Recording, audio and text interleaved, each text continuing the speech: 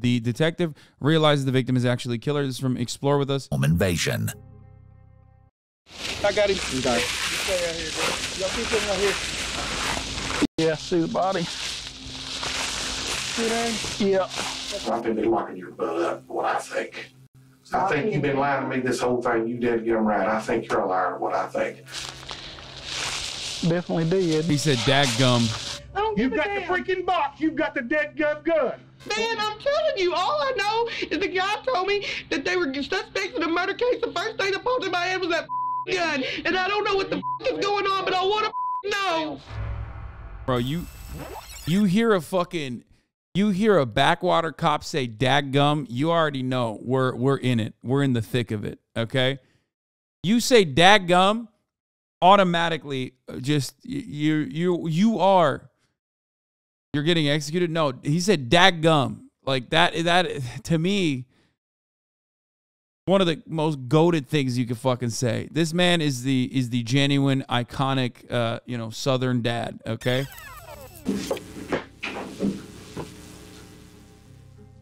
This is Samantha Wolford, a young mother, a wife, and an aspiring YouTuber turned ruthless killer. Hey guys, I was asked to do a video 15 weird things about me. She has arrived at the sheriff's office for routine questioning after her husband was kidnapped during an alleged home invasion. It was an unthinkably sadistic plot. The abduction of a young father and a futile race against the clock to find him before it was too late. This narrator, out of all of the murder narrators, is one of my favorite narrators, I think. Sometimes, if they don't get the energy right, though, it does come across like a Super Bowl commercial.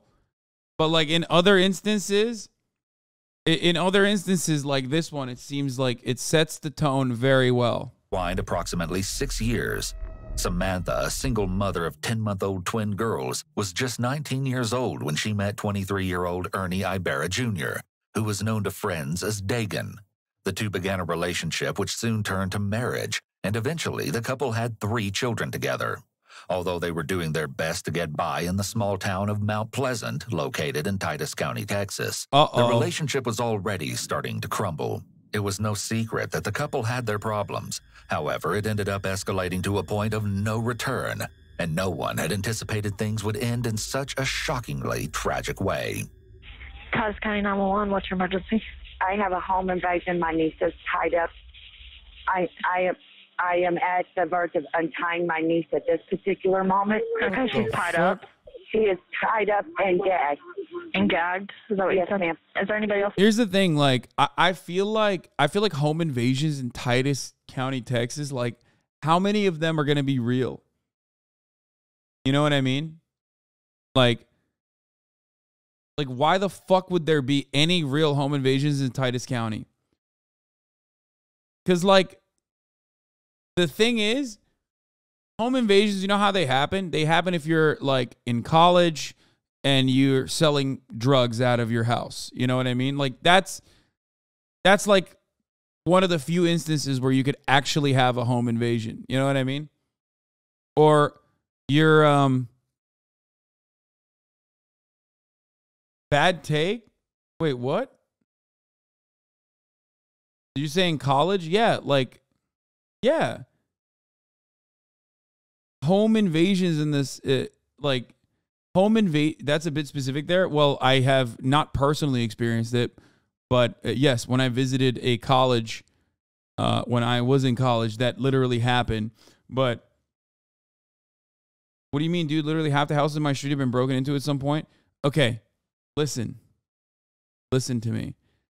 There's a difference between like a regular robbery and a home invasion. Okay? A regular robbery when the people are not inside the house. Okay? When you scope out the scene, when you basically case a house and see if there's no one inside and then break in and, steal a couple shit that you can get your hands on is very different than a home invasion. That's why it's called a burglary, okay? A home invasion, on the other hand, is like very specific. You break into a house, there are people in the house, you like sit them down with a gun and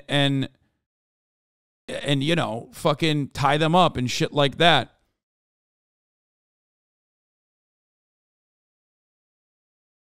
higher likeliness in rural communities. I feel like it's less likely. No, I like, why the fuck would that happen when there's like nothing to steal?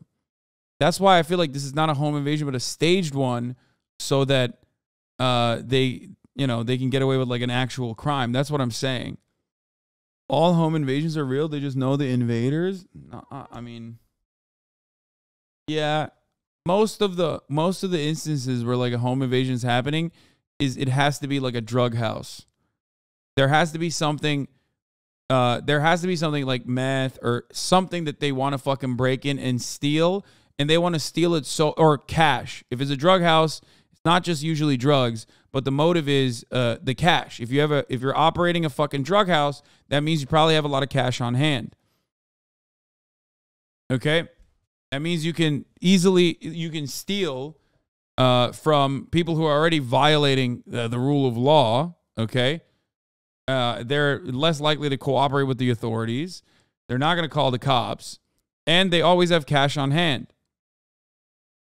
That's why I'm saying, like, as far as rural home invasions goes, it seems less likely to happen than a home invasion that could potentially happen in a city.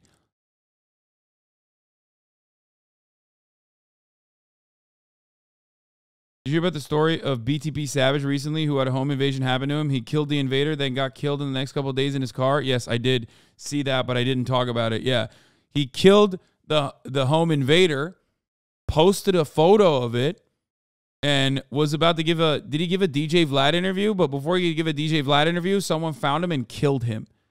And then actually the guy who killed him literally, I think, posted on Instagram saying, I killed him. But it wasn't even him who killed the home invader. It was his girlfriend, right? Oh, he did a Vlad interview. That's crazy.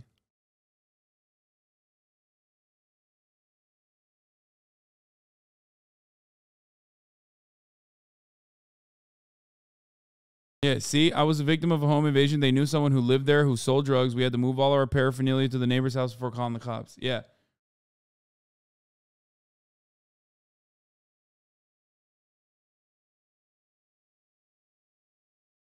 We'll look at that in a little bit after this. Where are the kids?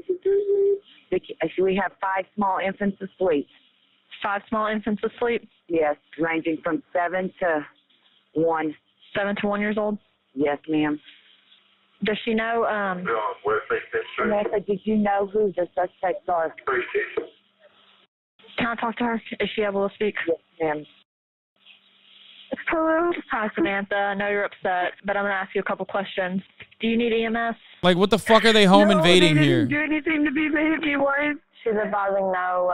They only hit her What the once. fuck are they home invading here, dude? Look at this house.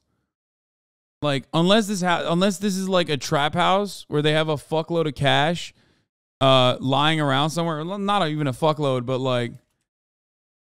but at least enough for it to justify like a violent crime with a very specific with a very different prison sentence. You know, they're not gonna burglarize a house like this. Okay. I just asked my aunt if it was bruising or anything, and she said no. They hit me in the face. Okay. They hit you in the face? Yeah. They had me tied up and they dragged me down the stairs to face my husband. And when my husband went in to face me, they hit me in the face, like backhand slapped me, and so he looked at me then and they said, "I thought that would get your attention, and I want you to stare at this woman. Do you want us to kill her?" And he said no. And they said, "Then tell us the truth." And he said, "I don't know anything." When someone gives way too many details on a 911 call, this can be a warning sign that they may not be telling the truth. The purpose of a 911 call is to get help immediately.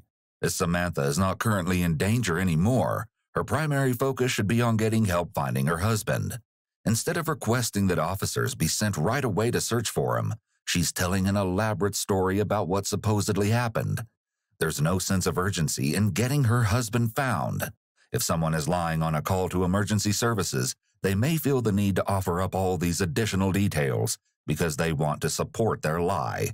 Samantha's love for acting isn't a secret after all. I've always wanted to be an actress. I think it is so much fun. I've been extras in movies. I've had small parts in like short films, and I've done plays. I think it is so much fun, and it is so beautiful. It is one of the most amazing forms of art ever, to be able to express yourself that way. I think it's amazing.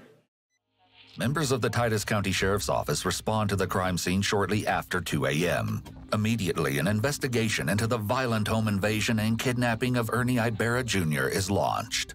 The following footage is raw body cam footage recorded by Corporal Chris Durant and Deputy Ed Godoy just minutes after the twisted crime took place. Sheriff's Office. I'm upstairs. I'm sorry, sir. Okay. Sorry. Okay. Here. Are you still talking with Sheriff? They told me that I have to stay. Tell her you're here. I did.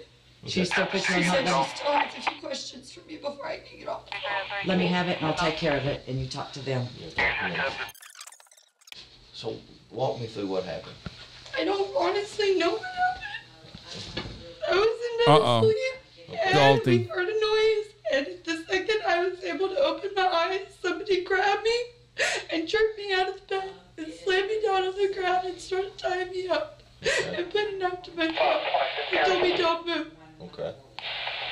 They were punching him over and over and over, and because he was fighting back, and I was just letting him do it. And What's your husband's name? Ernest Ibarra. Ernest Ibarra? Okay.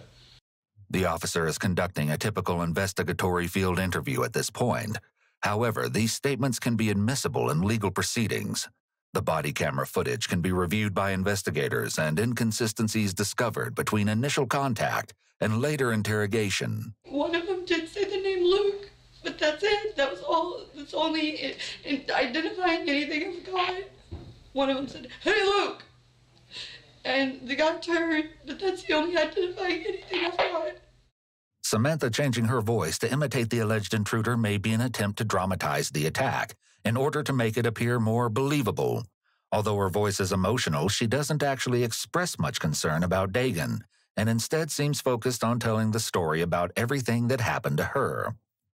It's discovered that Dagan's phone was also taken by the assailants. They took his phone, but they didn't take mine. I had mine hidden.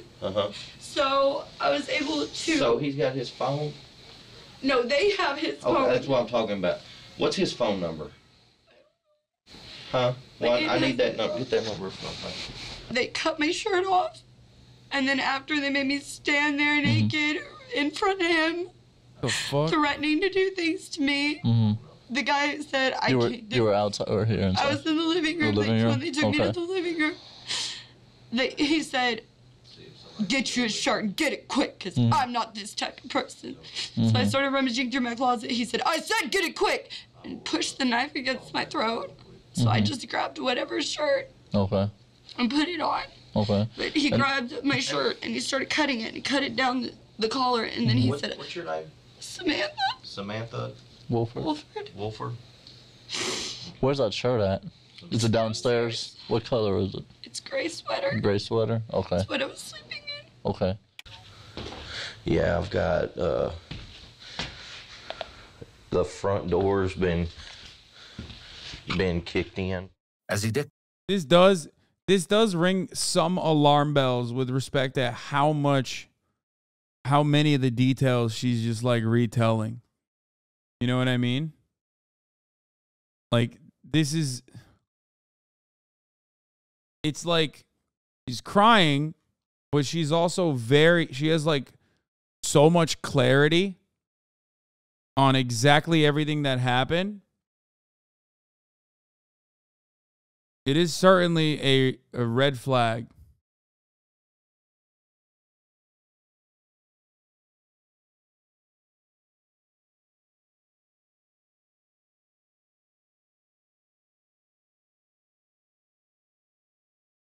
I feel like the accuracy of her statements make it more convincing.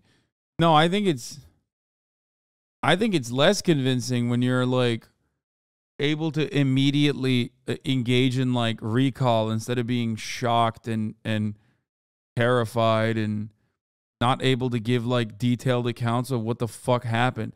Bro, what do you mean? They like, in the story that she's telling, they sexually assaulted her. They like cut her clothes. They ripped her clothes off.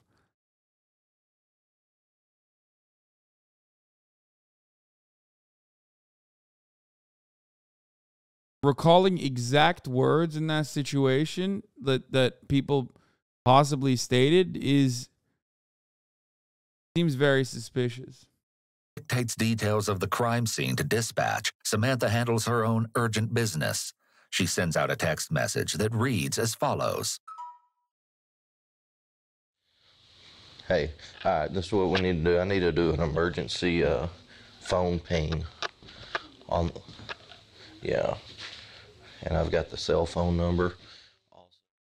The phone service company is immediately contacted in hopes that the position of Dagan's phone can be traced and lead law enforcement to his location before it's too late. Was the spray paint already on the walls? Yeah, somebody broke in over Christmas time, or over Halloween time, and did that. And he's already been out here once over this. Okay.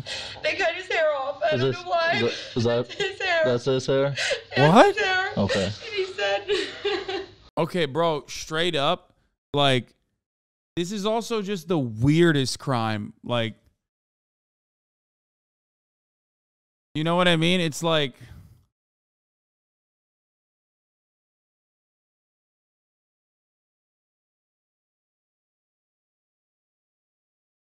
it's just very, very weird crime on top of that.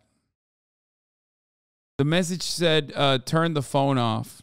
You send a text message saying, turn the phone off. And you said also the pants you had on?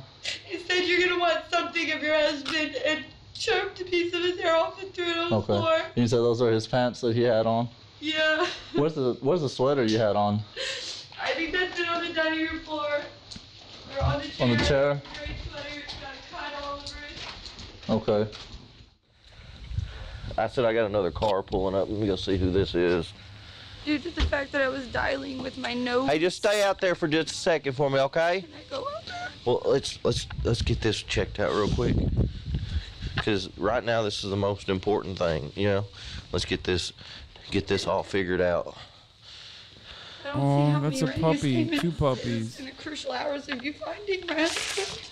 It is because, I mean, this may help you trigger something to help us, you know. Is that 2:02 a.m.? His cell phone pinging 0.86 miles from a residence in Pittsburgh.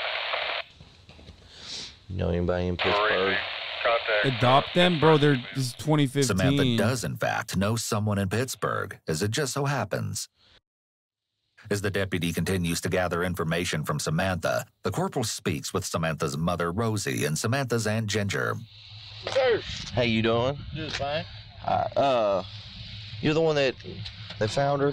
Yes, she's the one that found her. I'm the one she called. Okay.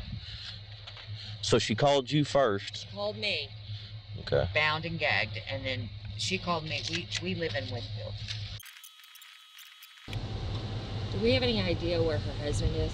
That's what we're trying to figure out. I'm assuming it has something to do with people that would be part of his circle. That's the only thing I could possibly put together, is that it had something to do with people that he knew. Samantha says that the intruders named someone she knows as the reason for the attack on her husband.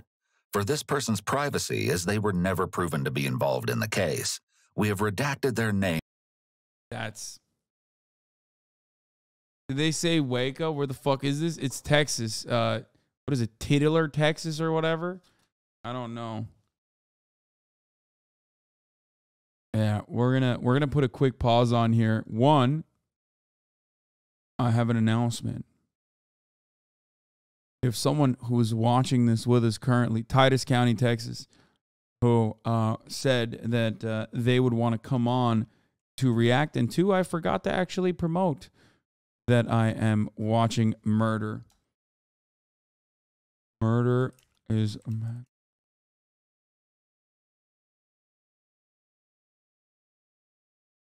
That's right. That person's name is Valkyrae. On.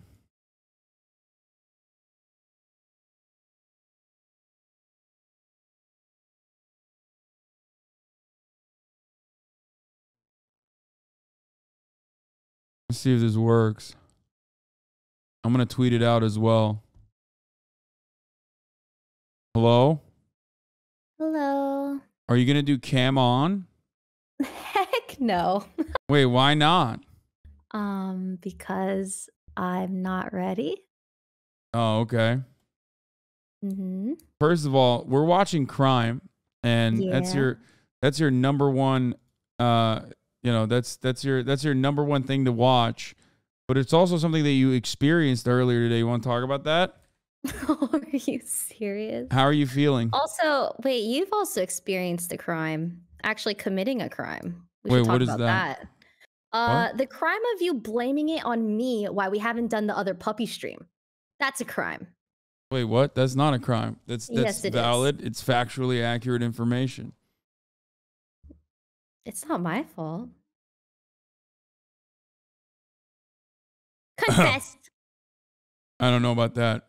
Mm-hmm. But yeah, someone broke into Ray's car. Oh yeah, I got robbed. Could always be worse, but it was truly just a matter of time living in LA. I mean, hey, how does it feel when you get robbed and people actually support you instead of saying you deserve it, fuck you? I'm sure there's a couple of people, low key laughing, seeing the Lambo got broken into. Yeah. Well, I hope you're all right. How are you feeling? I'm having a bad day. Yeah. Yeah, it just got worse and worse. Well, nothing to fix your bad day and turn it around with a little bit of murder. You know what I mean? Because hey, you're having a bad day, but you know who's also having a bad day? This woman who actually portrayed herself as a victim, but in the worst way possible when she's actually the killer. Obviously, that's a spoiler alert, Wait, but did you just spoil the? well, it doesn't matter. It's the literal name of the video. God, this day sucks. It's Explore With Us. The video is from Hasan Explore With Us. Spoiling the whole movie. Okay, the title spoils it. They said it in the first 2 minutes. I thought you were watching when you said you wanted to come on and do a co-react. I am. Wow, not paying attention. It's all good. No, I am paying attention. Actually, okay, I lied. I'm not. That's fucked up. Okay, I'm present. I have one eye on the video, one eye on Hearthstone. I'm ready. Wait, what? What? No, this deserves 100% of your attention, okay? That's crazy. What do you mean? I'm not streaming. I'm hanging out. That's what I'm saying. What do you mean? You can't be... Okay, whatever. Here. Okay. All right. She games more than this bastard? Bro, that's an addiction, okay? That's Are you actually... gaming today? What? Are you in a game today? I will be gaming in a little bit. Yeah, I'm gonna game after this. Okay. All right, well, I'm gonna continue watching, and I guess you can... I don't know how we're gonna do this. You just have the YouTube video up, I guess? Oh, can you... Oh, wait, I could just share my screen with you, right? Yeah, can you share? On. You get the... Do you hear what's going on screen too? Well, if you screen share it, yeah. This Has sound may audio. not be available when sharing a screen on your device.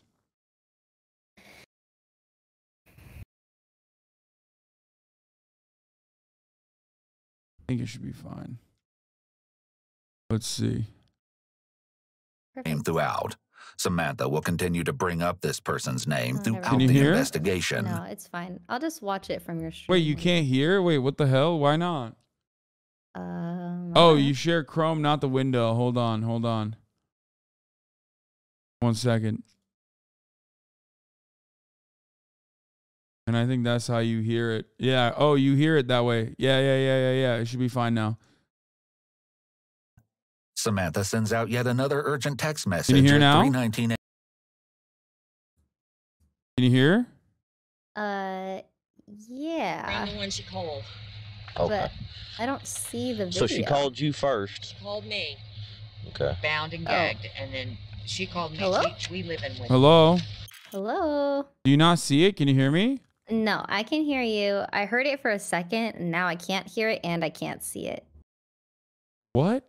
Just look at... I can see it, though. I don't understand how that makes sense. I can literally see it in the Discord. Oh. I see it.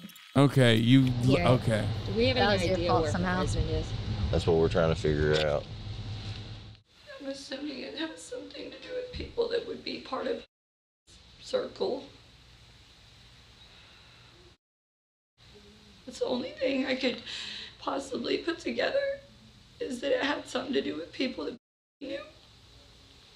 Samantha says that the intruders named someone she knows as the reason for the attack on her husband. For this person's privacy, as they were never proven to be involved in the case, we have redacted their name throughout. Samantha will continue to bring up this person's name throughout the investigation. Samantha sends out yet another urgent text message at 3:19 a.m. reading,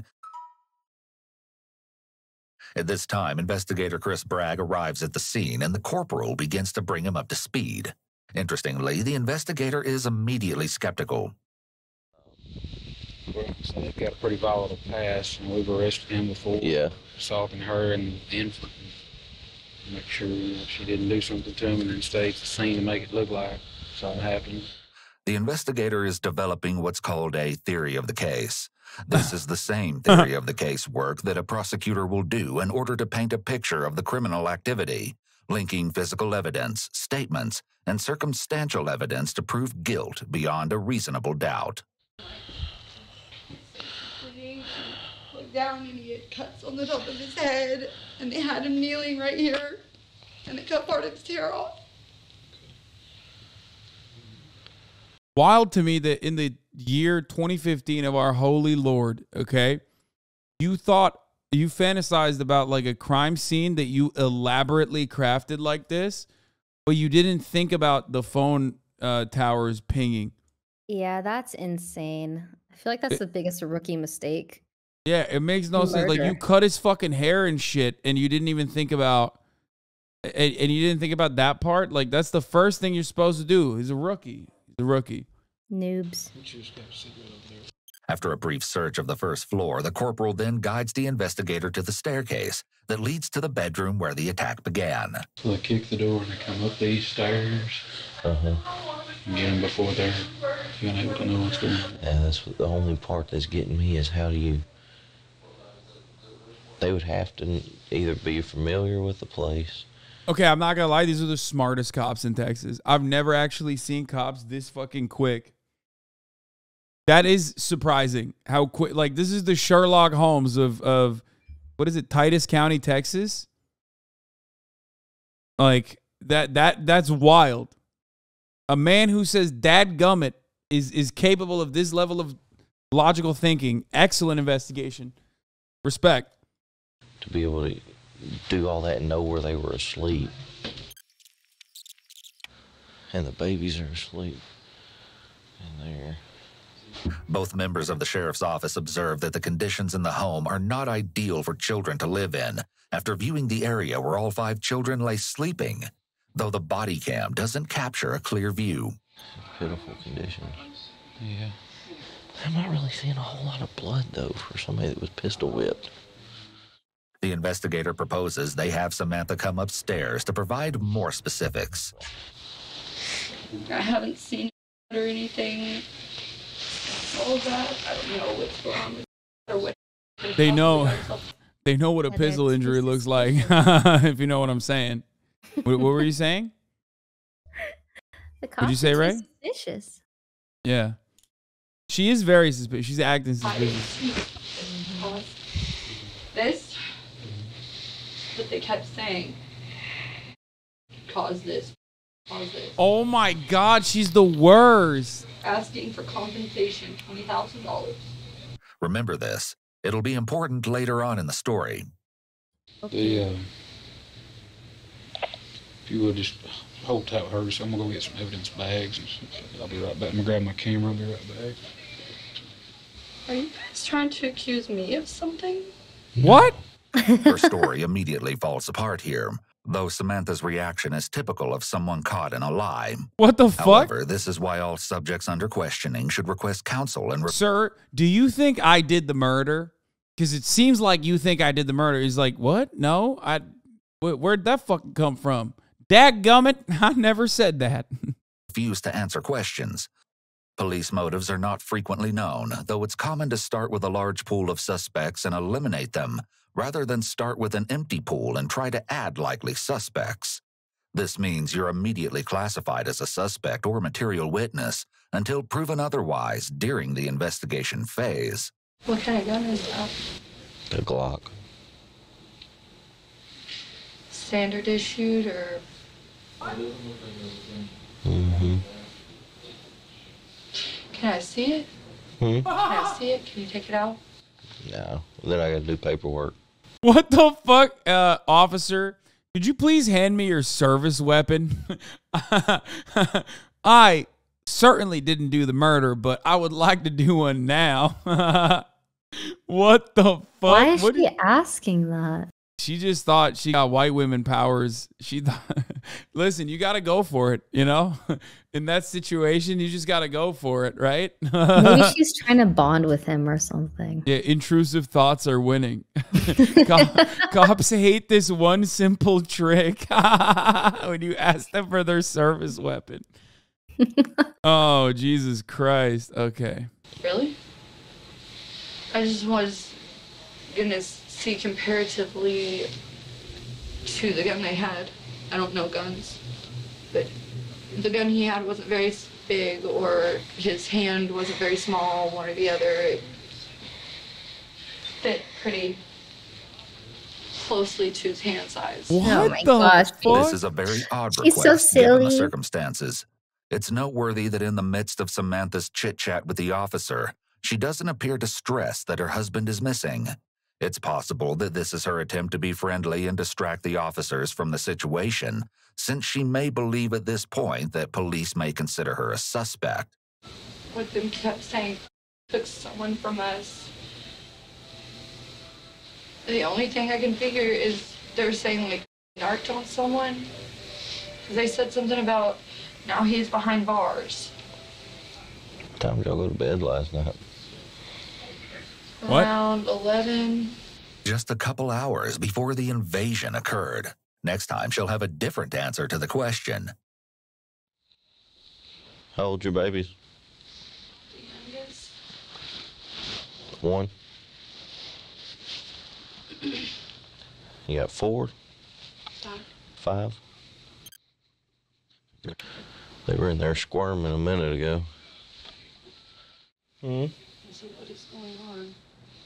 Investigators are doing their thing. Samantha doesn't seem overly concerned about her children, but it seems she's already growing impatient with the investigation. Little does she know, this is just the very tip of the iceberg. At 6:10 a.m., just a few short hours after the violent home invasion and abduction of Samantha Wolford's husband, Dagan, she arrives at the Titus County Sheriff's Office in northeastern Texas. It's here that the disturbing story will start to unfold. I'm about to curl up on the floor and go to sleep. Samantha places a call to her mother, but displays almost no emotion during the course of the conversation. She appears very self-centered, and her behavior is quite strange for a woman whose husband is missing. I would like something to eat. I'm starving to death.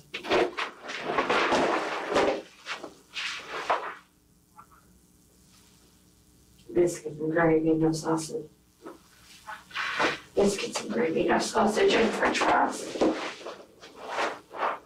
Samantha gives her mother a food order over the phone. It's surprising she has an appetite at a time like this. She lays on the floor, which is very... Yeah, right after a big murder, you got to get a hearty meal in. Everybody knows that. Fuck you mean? Time for biscuit childlike and and is an sauce. unexpected behavior for an adult. Samantha consistently acts like more of a high school student rather than an adult mother of 5.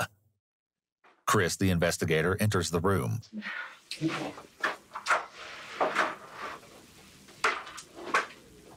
Have you heard anything? We're still working on everything. Get you going. For me. I feel like there's something he hasn't been telling me, but I don't know what. What's your gut feeling tell you? I think it's something to do with. What do you think would be going on? I hate, and I'm usually right, and I hate that, but he has a problem with getting involved in things that he don't need to be getting involved with. Samantha seems to be setting up a potential motive as to why the attack and kidnapping may have occurred. She continually brings up the same person in her speculations about what may have happened. Has he been using any drugs? No. What about you? No. And I can take a test right now. This is a convincing statement, which can be a red flag for possible deception. When someone is being truthful, they're more likely to just provide a straightforward denial. However, when someone is lying, they often feel some anxiety about whether they will be believed or not. So they may add on these types of convincing statements to support their lie. So have you had in the past used any drugs? Me? No. Never been involved in it? It's interesting that Samantha states she's never been a drug user. However, David Smith, a former friend of both Dagan and Samantha, alleges otherwise. Because there was one that come out there that drove a little silver Jeep Liberty. He was supposed to be some kin to her, supposedly. But I found out later from Jeremy Rule that he was her pill dealer. Needless to say, Samantha's credibility has become a lot of middle America moms do this, but like they don't even consider it to be drugs, in my opinion. Like, yeah, it's just like, and in many instances, it's just because like they don't have access to like prescription drugs in that same way that like wine moms in Martha's Vineyard have. You know what I mean? Did they say what pills it was? No, but I'm assuming like oxys or some shit. Probably. Becoming increasingly questionable. You heard about what time it was when you went to bed? I looked up at the clock and it was like 12:01, and I was like, yeah, you've got to get to bed because you have to be up in 5.5 hours. Sure.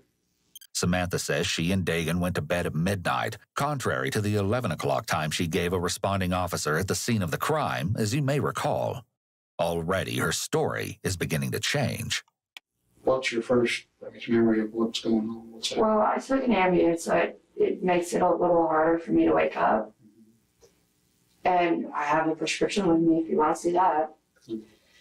But when I can't sleep, it's supposed to shut your brain off so you can go to sleep, but also make it to where you can wake up fairly easy. Samantha gives 2 more inconsistent statements back to back. When someone gives inconsistent statements, it can be a red flag that someone is lying. After telling one lie, there are likely additional lies that must be told to support the original lie. It can be difficult to keep track of everything they've already said, can't stop. so liars may get tripped up on details and give conflicting information. It's possible that after she made the first statement about having a hard time waking up, she may have been worried about how that made her look, especially being a parent to 5 young children. She may be trying to backtrack because she wants to be viewed in a good light, so that her story about Dagan is believed. Of course. I remember at some point it was a little after 1, I saw the clock. Maybe on my phone. So it's still pretty foggy because it's fairly early to wake up after taking a sleeping pill. Nothing adds up, considering she'd taken a prescription sleeping pill and was woken up suddenly. She shows little emotion and talks as if she's reading from a script. Individuals who've been traumatized rarely remember details in this way.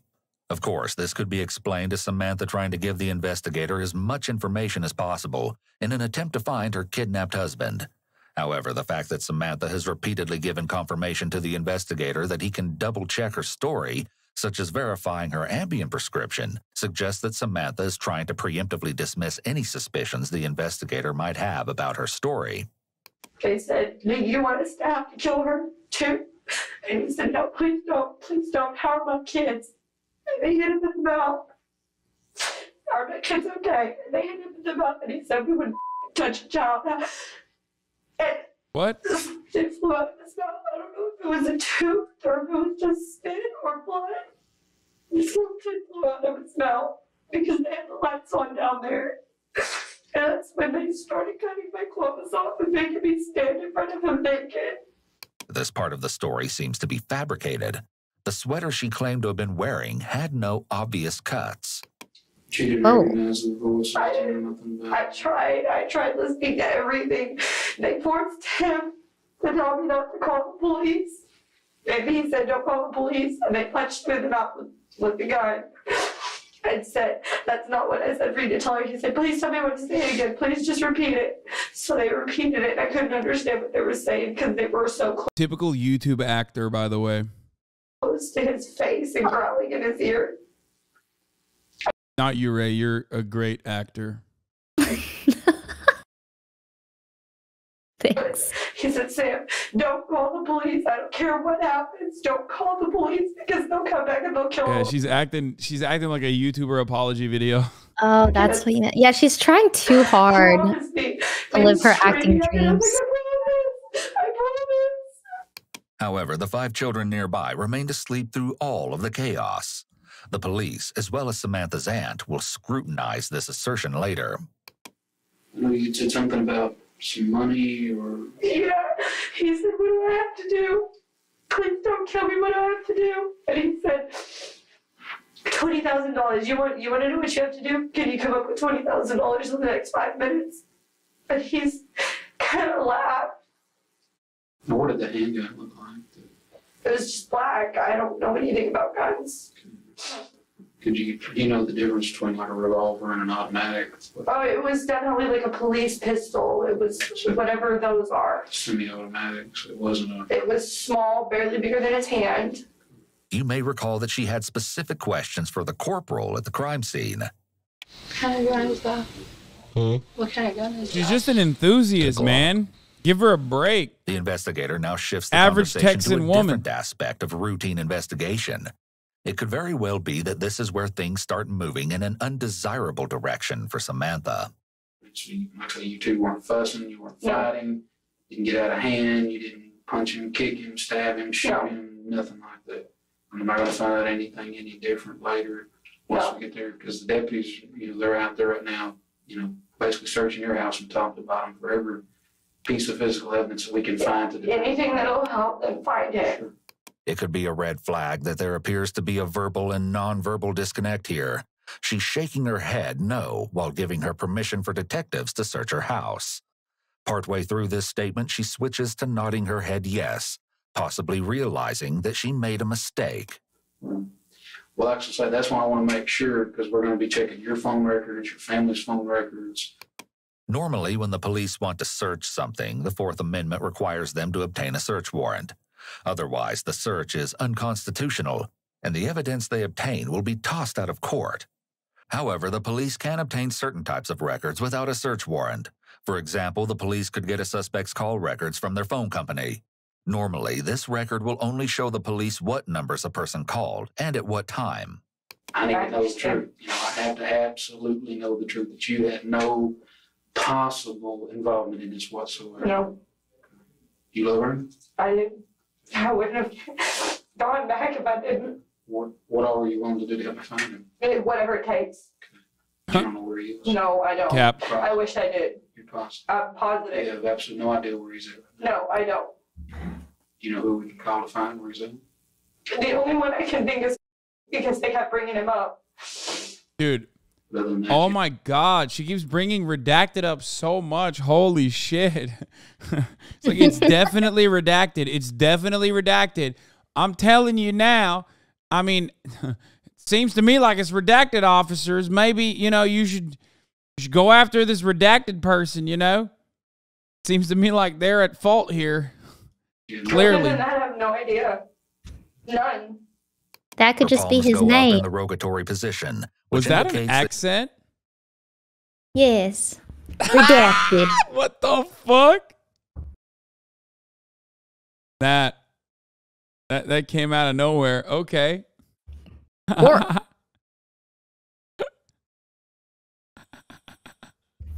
also like to commend you for your lack of pausing. Okay, well, I've been pausing. You've improved. Confidence in her statement. Palms up while making a declarative statement is seen as a big red flag because it suggests the person is pleading with the other person to believe them and may be unsure in what they're saying. He doesn't have any friends. I don't go out much. The one friend that I do really have lives in Silver Springs. I don't like drama. I don't like having outside chaos, so I just stay home. I'm just a stay-at-home mom. Samantha continues to attempt to steer the investigation towards the same person she named. She portrays herself simply as a stay-at-home mom. However, her homemaking skills seem to be lacking based on the condition of her house. God damn. Please observe the environment in He's just fucking daggering her. Like, he's like, Samantha's home is actually a piece of shit. Clearly, she should go back to the kitchen and learn how to cook.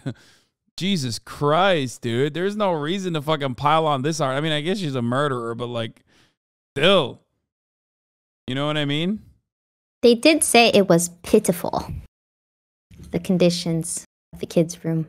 What's pitiful is the top of the hour ad break being here, and there are plenty of people who are not subscribed because they're about to see a 3-minute ad break. Oh no. That's right. But fear not. If you no longer want to see those ads, chat, all you need to do is subscribe, which you can do for $5 or for free with a Twitch Prime. By connecting your Amazon Prime account to your Twitch account.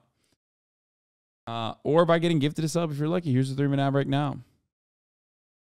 All right. Let's continue. The home is obviously not fit for children. In a report later drafted by investigator Chris Bragg, who is currently questioning Samantha, vivid details of the Sleep is terrible awesome. Thank you for the conditions in 5. the Ibarra household are laid out. Jay Hopper, thank you for the 5. The rooms are unclean and unsanitary, with trash, urine, feces, clothes, and dirty diapers scattered on the floor. Jesus Christ. I'm obsessed with like making sure an animal is being taken care of the way it deserves to be taken care of. They're like children. They can't take care of themselves. Ask me about my wiener. Chris Thank you for the describes 10 the gifted. children as dressed in dirty clothes and appearing Oh. not to have been bathed recently. We pick back up as Chris continues to press Samantha. And I'm watching this guy punch him in the face with a guy over and over. How'd that make you feel? Horrible. Caspi Dev, thank you I for was the 5. hysterically bawling. So it didn't make you feel glad or No. there's some torture in there? No. Because you told me that you felt good about, wanting to stab him, kill him. At some point in time, everybody loses their temper, but have I ever acted out and hurt anybody? No. And you can look at my record on that. When she says you can look at my record, this is what is known as a convincing statement. When someone is lying, they may make statements such as this that sound compelling in order to convince the other person. I However, did that all someone of who's the telling time the in truth is Among Us. What? Yeah, why would you also say, like, you could check my record on that to a cop in that situation? Like, it makes no sense. She's trying to appear confident in her innocence. An actually truly innocent person would not even consider trying to come across as convincing, though. Like, yeah, that's why an she's innocent guilty. person is never going to turn around and be like, oh, definitely ask anybody. Like, everyone always says I'm the least domestically abusive woman on the planet. You know what I mean? less likely to use convincing statements because the facts are on their side. I have one count of criminal mischief, and that was because I tossed my keys to somebody and let them use my car. Sure. And they didn't have a license. Now, when they cut your shirt off of you, was it violent, or they just took Yes. their time and just? No, they jerked it out and started slashing at it with this apparently dull box cutter, and then when it didn't work, ripped it off over my head and threw it to the side. So it wasn't completely cut in half, or anything? No, they started cutting like they were going to cut it down or across, and the blade wasn't working, so they said and ripped it off over my head.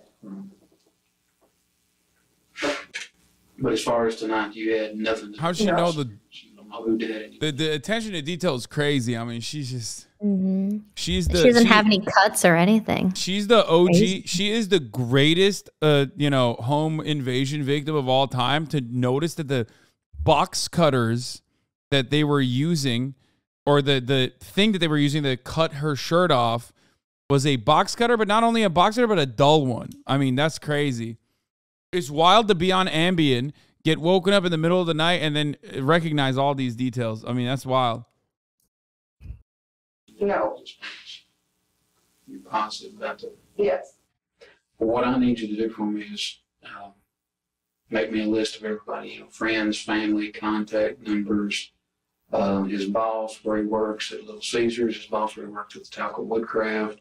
The investigator exits the room and leaves Samantha to her list. A few minutes later, Sheriff Tim Ingram enters the room and tries his hand at getting to the truth with Samantha. And this is why that it's very important, hon, that we want you to be honest, because I'm going to tell you what, the evidence we found on the scene, it's just not matching. I don't think you harmed this boy, but I think you know who did, because if somebody's going to kidnap him, why is there his blood in y'all's pickup? Kidnappers ain't going to use the pickup to do something with him and then put him out there and put him in the truck and haul him back. In his pickup, his blood? Mm-hmm. Yeah, somebody, it's apparent to me that somebody used his truck. When someone is feeling especially anxious, their mouth and throat may become Is that a thing? Like, yeah, it's a thing. I feel like a lot of the body, a lot of like the body movement stuff is not like an exact science. It's just they just kind of, the body language shit is like. Wait, really? Because when you're nervous and stuff, your hands will get clammy. Yeah, that's a reaction. I feel like if you're, really stressed, I mean, it's definitely your throat probably dries up. Pseudoscientific, because it's like, okay, as much as I love this kind of stuff, as much as I love reacting to this kind of stuff, the reality is that in many circumstances, cops absolutely utilize pseudoscience to justify convictions, and they just use it as like additional evidence, when in fact, like, it's never, everything beyond DNA is often filled to the brim with a whole bunch of bullshit.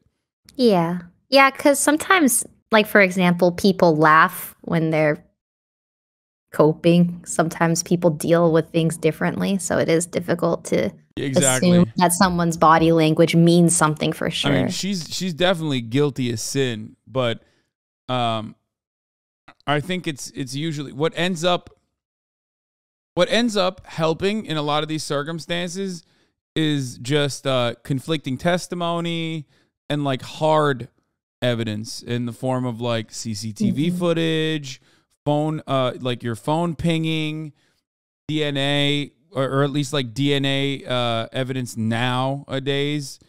Like all that stuff is basically the real deal. The other shit's usually just like, in most circumstances, the other stuff is just like a way to beef up your argument.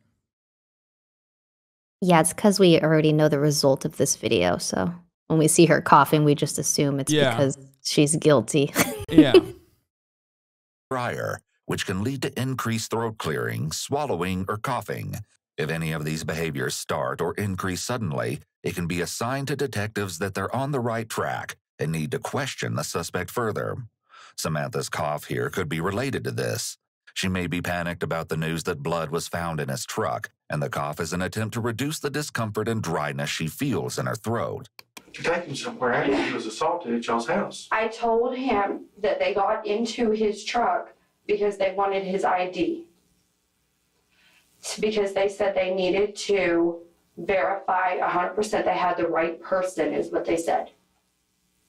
I don't know if they were one of the people that hit him or not. They sent somebody out to the truck to get his wallet to check his ID. Came back in and said, yes, he is who he says he is. Okay, but that still don't explain why his blood is in that truck. They hit him in the face like 100 times. Well, no, but you said they went out and did it and got it. He was never supposed to be in that truck. If they had blood on their hands and got in the truck. No, it's drip blood. It's not. It's drip blood? Yes, he was in that truck. And this is what's going to look so bad is from your story, and this is why you don't have to be a suspect, and I still don't think you did it. I don't think you're strong enough to do it. But I personally, I think you're scared. I don't know if you had a boyfriend that he found out about. The investigator is attempting to establish the existence of accomplices, and from there, the existence of one or more conspiracies. I didn't have a boyfriend. Okay. I don't know what the deal is, but Sam, you've got your kids in the same room. It's telling that Samantha says she's being as honest as she can. This may be another convincing statement. It sounds reasonable, but someone who's telling the entire truth likely wouldn't feel the need to make claims about being an honest person. In addition, Samantha's statement here may have some level of truth to it. She's being as honest as she can be without incriminating herself. Adding on "as I can" may be an exclusion qualifier, which allows her to tell the detective some of what happened while withholding information about her specific role in the crime. There's just the whole layout of your house and the way you said they took him. It's just not making sense. The interrogator is doing a good job of appearing neutral. Despite the evidence pointing to Samantha being dishonest with him, he makes it out as if he is on her side. The more she trusts the detective, the more likely she will be to confess. Okay. All right, we'll finish writing your statement. We'll let you in, okay? You need something to drink? He left with my phone. Where did he take that? Well, we've got a search warrant for your phone. That phone's going to be ours for a while. Because the every call you've made probably in the past year, we're gonna have to look at. Okay. Your text message, everything. So we've got a search warrant for your phone. Okay? Okay. I'm telling you everything I know. The wild part about this always is like, did you watch the latest JCS? I think so. Like the one where the woman was like so annoying all the way to the end, and she's like, "All right, well, time to go home now." And they're like, "No, you're going to jail." Yeah. Yeah, it's just entitlement. Oh, like, the suitcase video. Yeah, the suitcase lady. Like the sense of entitlement goes bananas mode for some of these people, where they just literally think like, "I don't get it. Like, what do you mean? Can I get my phone back to make another order for food? My biscuit and gravies haven't come back." You know what I mean? Like,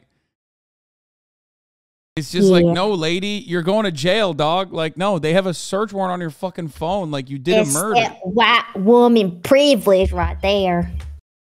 I mean, it's just, it's a white lady debuff. Entitled. Repeating everything they've said. Okay. Well, just go ahead and you got your statement. We'll get back with you in a minute, okay? You can look at my record. I'm not somebody that gets into trouble. Sit right there and told me the same story just like you're telling me.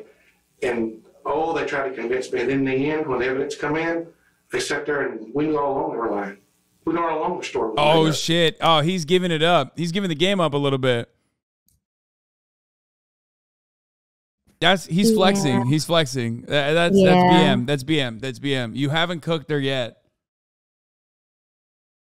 He's doing like a Chekhov's gun. You know what I mean? He's like, a lot of times we always know that they're lying, but we listen to them nonetheless. Detectives want suspects to think they know more than they actually do, or that they're about to find some crucial piece of evidence, leaving suspects panicking about how much police actually know. Investigators want suspects to feel the time pressure to confess, implying that it's in the suspect's best interest to do so before it's too late. I will be the first person to come forward because I want it found. So let me ask you something. How did you call for help if you was tied up? I used my nose. So they didn't take your phone in. They left your phone there. They asked me if I had a phone, and I told them no. And they asked him, So and I told him no. How'd you get to it? I wiggled on my side. Where was it? Where I was on this side of the upstairs, and it was shoved up underneath the edge of the bed on this side of the upstairs. Who did you call? My mother was the first number on my call list. I just used my face. And So instead of calling 911 for help, you called your mother? How do you press 911 with your face? Well, how did you dial your mother with your face? I didn't dial my mother. I just pushed the first thing that was on there. It had just happened to be my mom. Although Samantha may believe this is a reasonable explanation, you'll encounter another witness who will tell the sheriff's office that they observed Samantha with her phone simply laying on her lap in the aftermath of the attack. Next, the sheriff wants to hear about what's been going on in Samantha's personal life. Well, Now see, here's something else I don't understand. Maybe you can help explain to me. You talked about how much you love Ernie, right? Mm-hmm. But though you're talking to Brian, you're talking to Alan. Oh, I'm damn. not allowed to have friends because I'm. Oh my God. Okay, this actually does make sense as to why the cops are so skeptical of her, because they basically see her as like they just see her as like a bad woman, a harlot. You know what I mean? Like that's probably part of the reason why they were like, yeah, okay. Oh no. A Jezebel. No, not that kind of friend. When people like you, No, do you think that's normal for married people to? In the world nowadays, in general, I think more people our age. I wish I could marry somebody like my dad. He's great to my mother. There's nobody else ever that could turn his eyes from her. He's the perfect husband. Okay. God knows I didn't marry one. He cheated on Shit. me once. Oh, that's a double. Once in a while to hear. That's a throw right there. Yeah, that's a she's throw. giving You just a gave the reason. motive. She literally went from being in like the cops are suspecting that she is, you know, indecent and perhaps a harlot, if I do say so myself, maybe a Jezebel. And then she fucking turned around and was like, no, actually, my husband is cheating on me. He sucks. I hate him. Of course, not enough to murder, but like I do hate him. My missing husband that I'm supposed to think is currently not dead. Yeah, that's a big throw. Big throw. Hear that I'm beautiful and to hear that I am an attractive person and that I am not the most horrible person in the world. It's nice. This could be an attempt to not only justify her actions in talking to other guys, but it could also be a deliberate attempt to portray her husband in a negative light.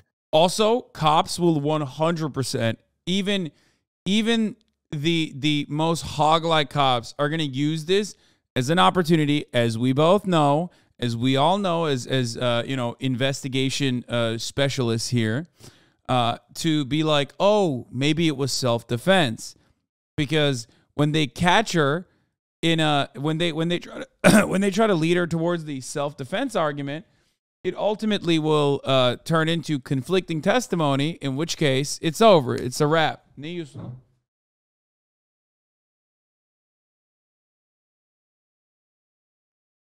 She's hinting toward verbal abuse by claiming that he would tell her how horrible she is. This seems especially unusual given the fact that her husband is still missing. Most people would avoid speaking ill of a loved one who's missing or recently deceased. She may be setting up a possible defense if it's later proven that she was involved in his disappearance. Did Ernie ever look at your phone? Yes, all the time. Did he see those messages where you've been talking to them guys? Yeah. What'd he say? Nothing. He didn't particularly like it, but after what he put me through, he told me as long as I didn't bring anything home or do anything at the house, then he didn't want to hear about it. He didn't want to know about it. And I told him, I'm not cheating on you. Yeah, these guys tell me I'm beautiful and they tell me that I'm, you know, and I go out to my mom's house and I go to the bar and I go dancing. Earlier, Samantha claimed that she didn't go out much and was just a stay-at-home mom. Now that detectives are questioning her about the guy she was talking to, she suddenly changes her story. She may have given the first statement because it supported the narrative she was trying to weave, about how she was a homebody who didn't know anyone who could be involved in her husband's disappearance. However, now that detectives have evidence of her text with other guys, she needs to support this new narrative. And yeah, I may have a little too much to drink and someone says, hey, can I have your number? And I may give it to them. Oh my God. Samantha seems preoccupied with others. That's insane, dude. What the fuck? She has 5 children. Like, yeah. Well, Acts that like just means she this. likes to fuck, Rae. That's Get a divorce. What is this? What kind of she relationship? absolutely hates using protection. We know 2 things. Samantha Wolford loves to fuck, number 1, and she hates condoms, okay?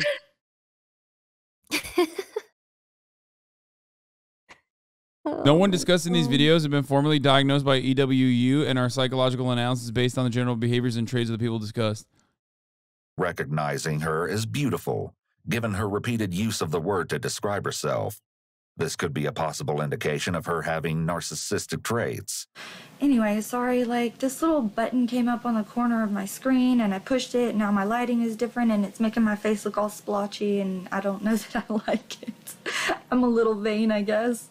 A narcissist requires excessive... Yeah, I mean, she's a YouTuber. Yeah, like, unlike Twitch streamers, everybody knows this is how YouTubers are, okay? Like, just kidding. Not you. I mean, technically, you're a YouTuber too. I don't know what you're talking about. I am not a So YouTuber. vain. I'm a Twitch streamer, which is so much worse, to be honest. True. Of admiration. She may have felt like she didn't get the recognition from her husband that she felt entitled to. So she sought out that attention from other men. The channel goes wild with the overreaching law.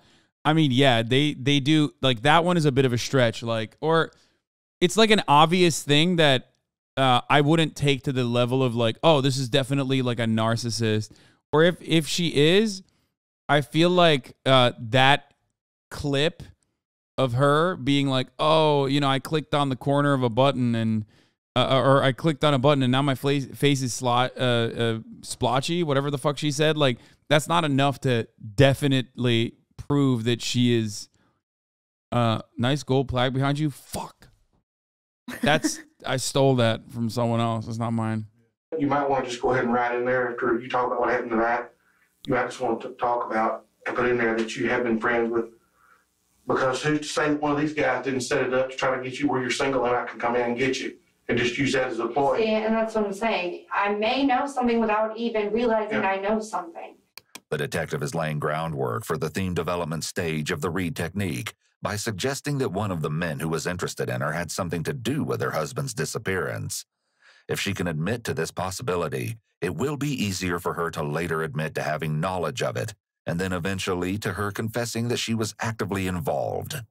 When the sheriff mentions that perhaps one of her male acquaintances set this up to make her single, she grasps at this idea as another motive.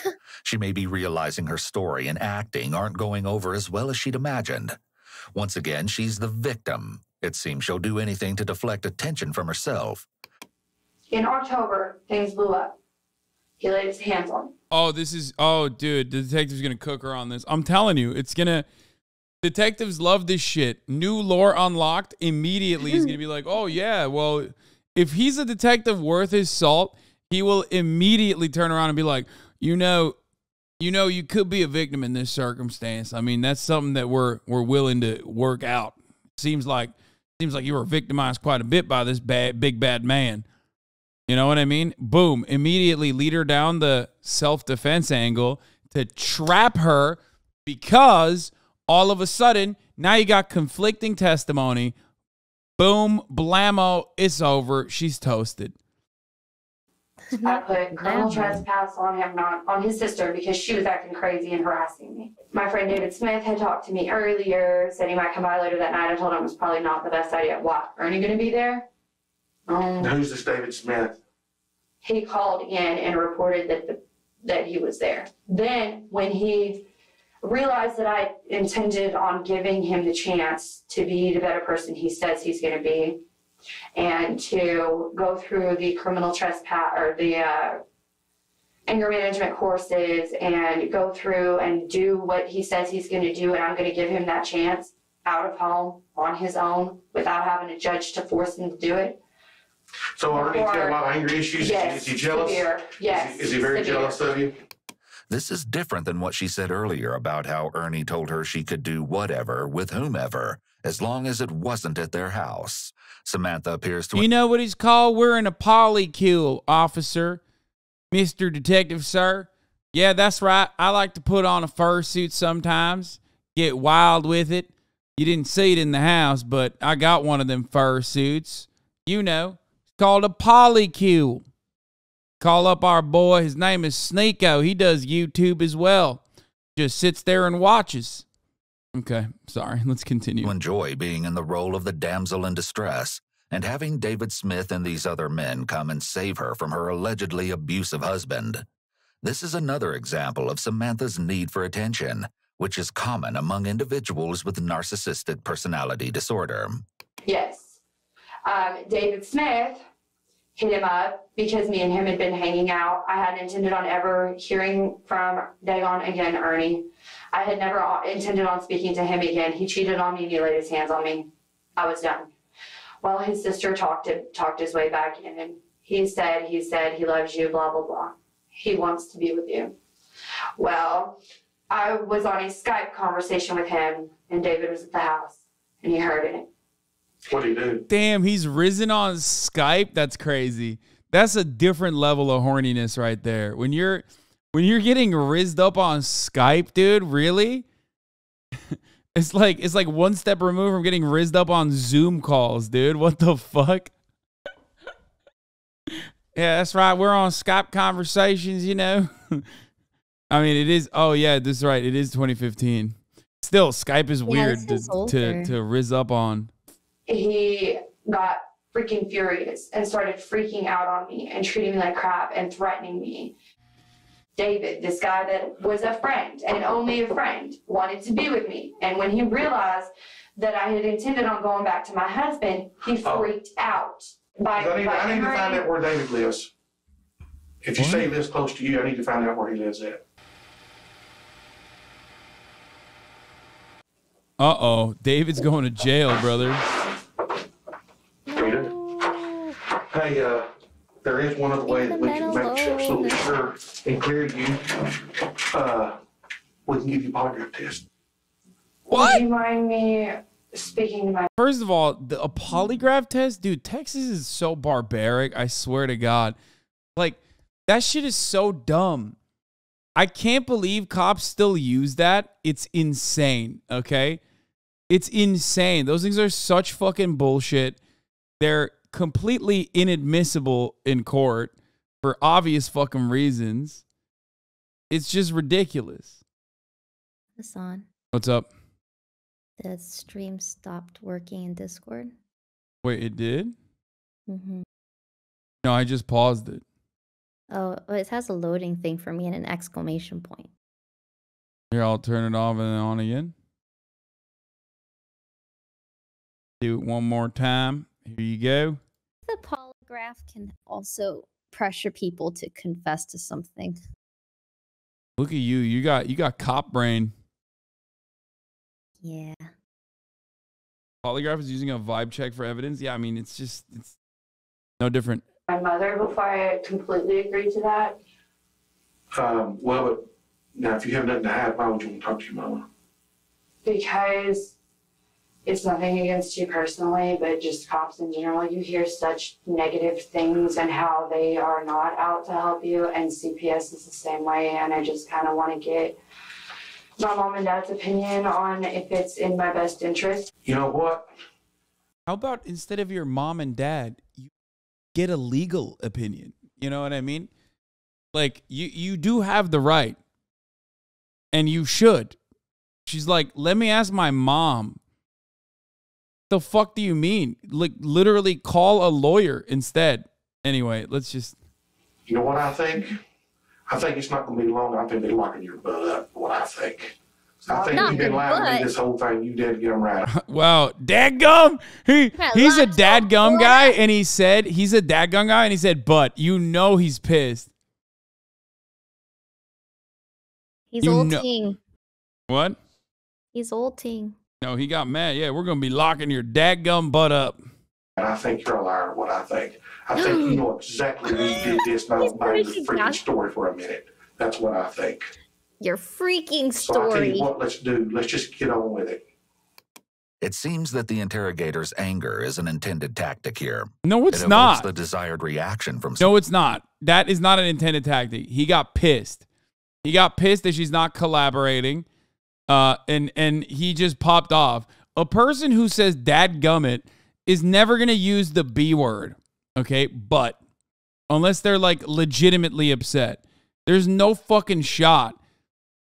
I think it's a tactic. No, she pulled the ACAB and he got mad. He's like, there's nothing cops hate more than being told that they're not doing a good job.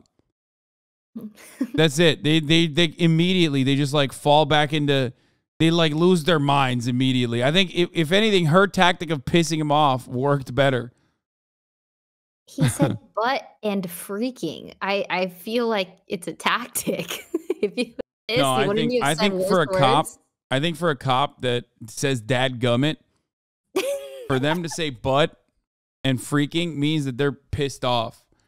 I've had it up to here with this, that kind of thing. You know what I mean? Levels of white anger ranked. Son of a gun. All right, bucko. You just hold your horses. Well, now just wait a minute. Newsflash, pal, and then listen here, buddy. Not to listen here, buddy. Yeah, when you pull out the listen here, buddy, you know, dadgummit, things are about to go south. No. Okay? And I don't mean like that rat's ass Sherman. Okay? Things are about to go south in a not a good way. Okay, all right, let's continue. Sorry for derailing. Samantha, but it can also be a setback to the overall interrogation's progress. Any trust created is now gone. This is a change-up used only when there is overwhelming evidence against the suspect. Hearing this, Samantha may be experiencing the freeze response here. Her body is completely still, with her mouth hanging open. When someone senses danger, such as Samantha realizing here that police don't buy her story one bit, they may cease all movement. This is an instinctual response to danger. Movement invites attention, so freezing may make someone momentarily feel like they can lower the spotlight on them. That's why I say I've tried to really be honest with you. And that's why I feel that you have done nothing now and but sit trying here to this help. whole time. If I'm gonna tell you right now, DPS is dang good to them. If you ain't got nothing to hide, and what bothers me is you even hesitate to take that, knowing it would positively clear you or to positively show that you're hiding something. But what's going to make you guilty is when we prove that you lied to us in here. The sheriff indicates that lying will essentially make her guilty. This is somewhat misleading. Though, as stated previously, the police are legally allowed to mislead suspects so long as they do not coerce them into a confession. That part is so fucked up. Like, God. I mean, which, by the way, that's fucked up. But as far as we understand, it's even worse in Canada, which is surprising. A lot of other countries have literally worse rules on interrogation than even in the United States of America.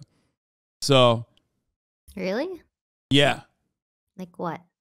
I think in Canada, they don't even need to tell you that you can get a lawyer. Like, they're just straight up also allowed to lie, but also they don't even tell you need to get a lawyer or you can get a lawyer.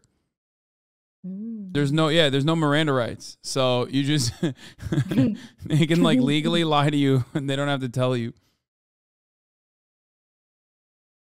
Wow. Yeah. That's not even true anymore since cops can no longer be sued. Oh, the U.S. Supreme Court's Miranda decision further guts the 150-year-old civil rights law. Yeah, they also took away a piece of that too, right? Yeah, the June 23rd decision bars lawsuits against police for using evidence obtained without advising people of their rights. The Miranda warnings the court mandated nearly 60 years ago are basically gone. It's still admissible.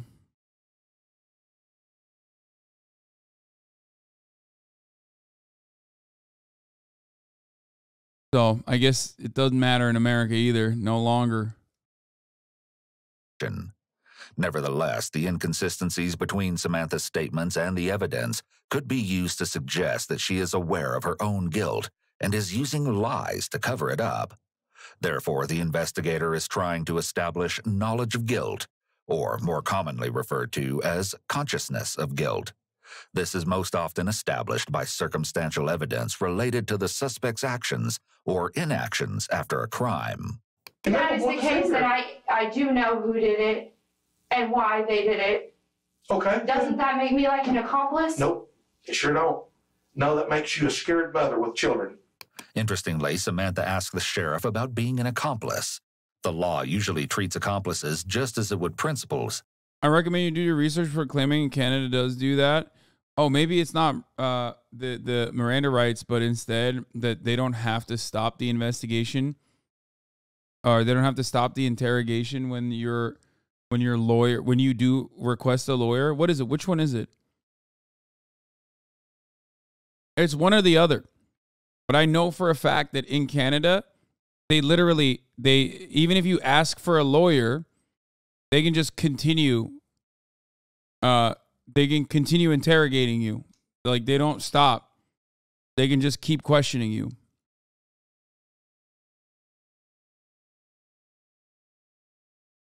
So if you request a lawyer and they keep questioning you and you don't, without your lawyer, No, they and can't. Not true. They read a charter and caution here. They have to read a charter and caution. No, they can't. Okay, let's take a look. I've literally seen this happen. So should I come back in 30 or no. It's okay.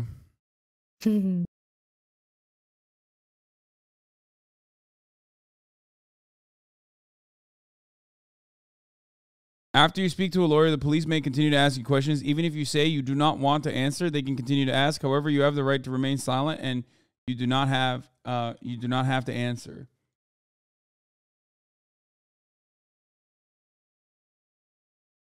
Unlawful interrogations. No. It's United States. Wait. Yeah, look. The right to counsel. It's time for Canada to allow lawyers into the interrogation room. This is in 2021.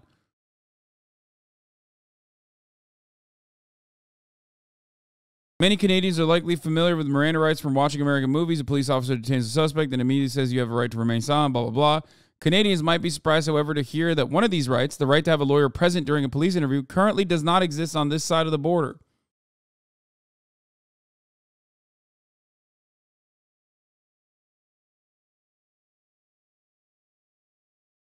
Yeah. In Canada, you have a right to consult a lawyer, and just like in the U.S., you do not have a right to consult with a specific lawyer of a defendant's choice in either of the countries. The main difference here is that you have a right to have a lawyer present during questioning and interrogation in the United States, but not in Canada. You also have a right to halt questioning for a second consultation with a lawyer in the United States, not in Canada. You have a right to consult with a lawyer a second time in the United States, but not in Canada. And you have a right to in-person consultation with a lawyer in the United States, but not in Canada. Yeah. This is also important. This is important to understand because these can critically change the outcome of an investigation. So you're not forced to answer and they have to read that charter and caution is all I'm saying. No, you didn't just say that. You also said that I was wrong on the other lawyer thing. Okay, Luke the Llama, Mr. Defender of Canada. Have fun with your healthcare getting eviscerated and privatized, by the way. Sorry. Okay. What? You're already right. Relax. It doesn't matter. Relax. Oh, sorry. Also, the queen owns you. I mean, she's dead, so the king owns you now. Oh my God, he's tripling down. Yeah, Commonwealth ass. I'm just kidding. The damage has been done. No, I'm just messing around. I'm sure the chatter knows I'm kidding. I love Canada. All right, let's keep going. Meaning that accomplices can face exactly the same legal penalties. Most states hold a person criminally liable if they aid or abet another in the commission of a crime. The classic example of this is a getaway driver for a bank robbery. Importantly, this is a distinct concept from conspiracy. A conspiracy is when two or more people make an agreement to commit a crime, and at least one individual within the group takes some overt act towards committing the crime. In such a case, all conspirators are criminally liable for the conspiracy. The only other thing I know, and I don't even know, I know, okay, but it's a suspicion. Okay. I've been up at the hospital with my friend Charlotte. Okay. And she's got a guy there, and I swear to God, I cannot go up there that I said any of this. Okay. Because they have a lot of friends around here, and my life will be in a lot of danger. Okay. But the only other thing I know is that She altered her. What you fail to recognize is that this white lady had already altered multiple times throughout this process. And everyone knows with each alt, you end up getting the ultimate buff nerfed time and time again. By the third alt, you have approximately 75% less damage. to her and talking to her. problem. Like I just told you, I have a problem with talking to my friends about our problems. Mm-hmm. I don't have many of them. So when I do get with one of my He does friends, not. I will talk about Okay. He does not give a about fuck. it. He's It rapping. hasn't been many. We have Like, had sure, problems lady. and I haven't seen All Charlotte right, in a long okay. time. Okay, go with it. And she's got this guy in the room with her, and he gets That's fucked up. talking about how a man shouldn't treat a woman that way, and how you don't do those things to a person, and he's gonna deal with the situation. I didn't take him seriously. Okay, you see, Sam, you know who did this, but that does not But make I you don't guilty. have any proof that he did. I just have what he said. Okay, who is this guy? His name's John. John who? His Facebook is Rebel. John Rebel. It's John. Damn, that man's at Titus County. That man's at Titus County 7 right there. Hard 7. Dude, John Rebel, that's a sick fucking name.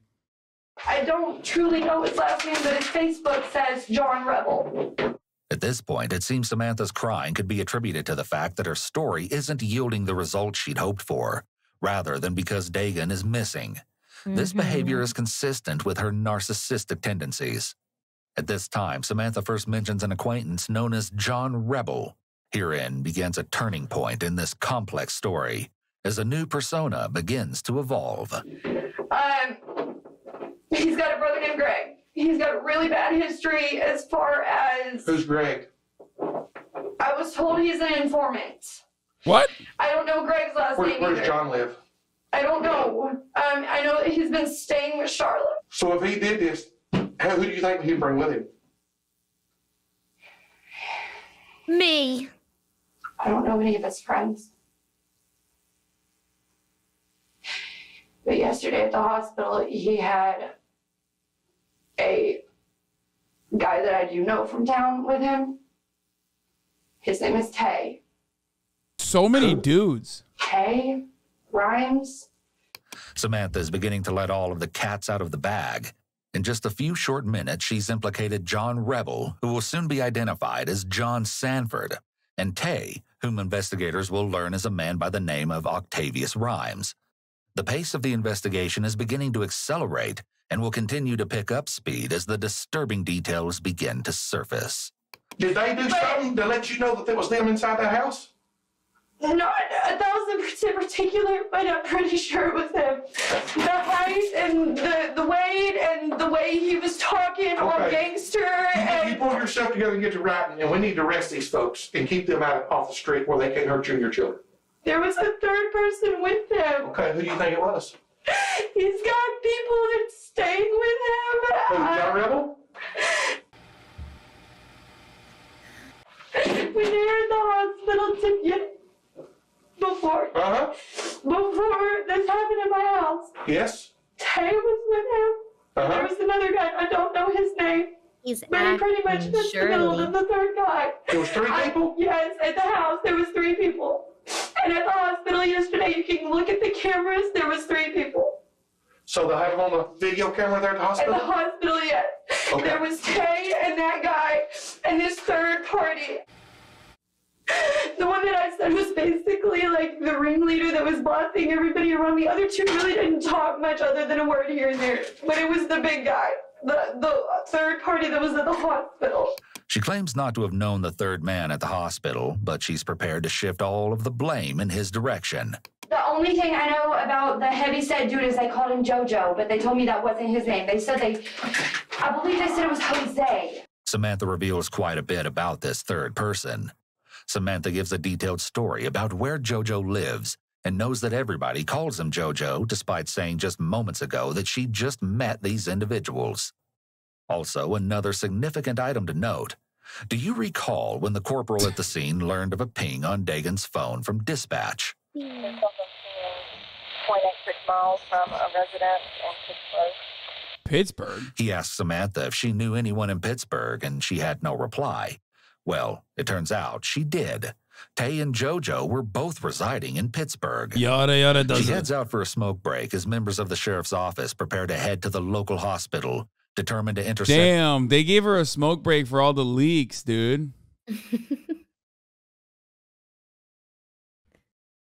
Yada yada does it mentioned. a good thing. I love the new IAA. It's so funny, Chad. So stupid. 2 suspects that have been frequenting Charla's room All for right, Ray, days. you keep him occupied. Both I gotta John pee and real quick. JoJo were apprehended at the hospital at 9:39 a.m. As you'll see, each interrogation will be damning, to say the least. The clock now reads 10:10 a.m. The other party that was picked up at the hospital by the sheriff's office, a man by the name of John Sanford, a.k.a. John Rebel, is seated in the interrogation room. He's dressed in black pants and a black long-sleeve shirt. The clothes match Samantha's description of the assailant's dress provided to law enforcement. Clearly, John is quite comfortable here. He may be thinking that if he engages with law enforcement, they'll believe him or go easy on him. John, you know what this is about, buddy. You know exactly what it is. You know what happened over at Samantha's house last night. That's what we want to talk to you about, okay? I'm on Randize. You know you're right. You don't have to talk to me if you don't want to, and that's fine. I hope you decide to, because I think wish there's you some would have things you paused the probably need to video. tell I me. feel like I Your side can't of the talk story. over it. They see if it's going to match Samantha's, because Samantha, you know, I'll be honest with you, she's pointing the finger at JoJo. She said you was with him. Now, do you want to talk to me just a little bit about this? Yeah. Okay, well, let me tell you what they're saying first, because I think you'll be honest, because Chat, we can April Fool's prank him. I better Everyone do. be quiet. he's dead. But now, according to Samantha, you was just a bystander. Why, JoJo beat the living crap out of him up in the room where y'all blood collecting evidence. Anytime there are multiple suspects involved in a crime, police will want to separate them as soon as possible, so they don't have a chance to get their stories aligned. Police may often plant the seed of doubt that the others are implicating them, leaving each suspect with the decision dilemma of whether to confess or remain silent. The detective is also utilizing a read technique here of placing blame on an outside source rather than on the suspect himself. This will make it easier for John to admit his involvement, because the detective is building the theme that John was just a bystander and not the main perpetrator. Additionally, in this situation, it's likely that there are no real bystanders from a legal standpoint. Under a theory of accomplice liability, if the prosecution can prove that John aided or abetted the murder of Dagan, John would be in the same legal jeopardy as the person who pulled the trigger.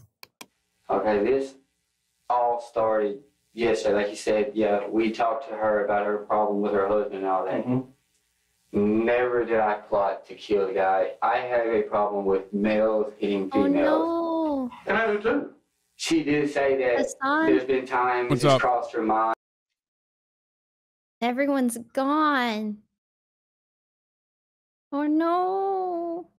What do you mean? Chat's dead. Did you tell him the spam? Okay, first of all, Dot, why dot, did you dots? keep the video playing? I can't talk to chat when the video's playing, and I didn't even pay attention. Ever since you got up, I didn't listen to a single thing the video's playing, because I was trying to think, I was like, how am I supposed to talk to chat if the video's just playing? And then I was thinking he's probably gonna rewind this because he's not listening either. And then chat died. Did you get them to spam it? Or that's what I thought you were going to do.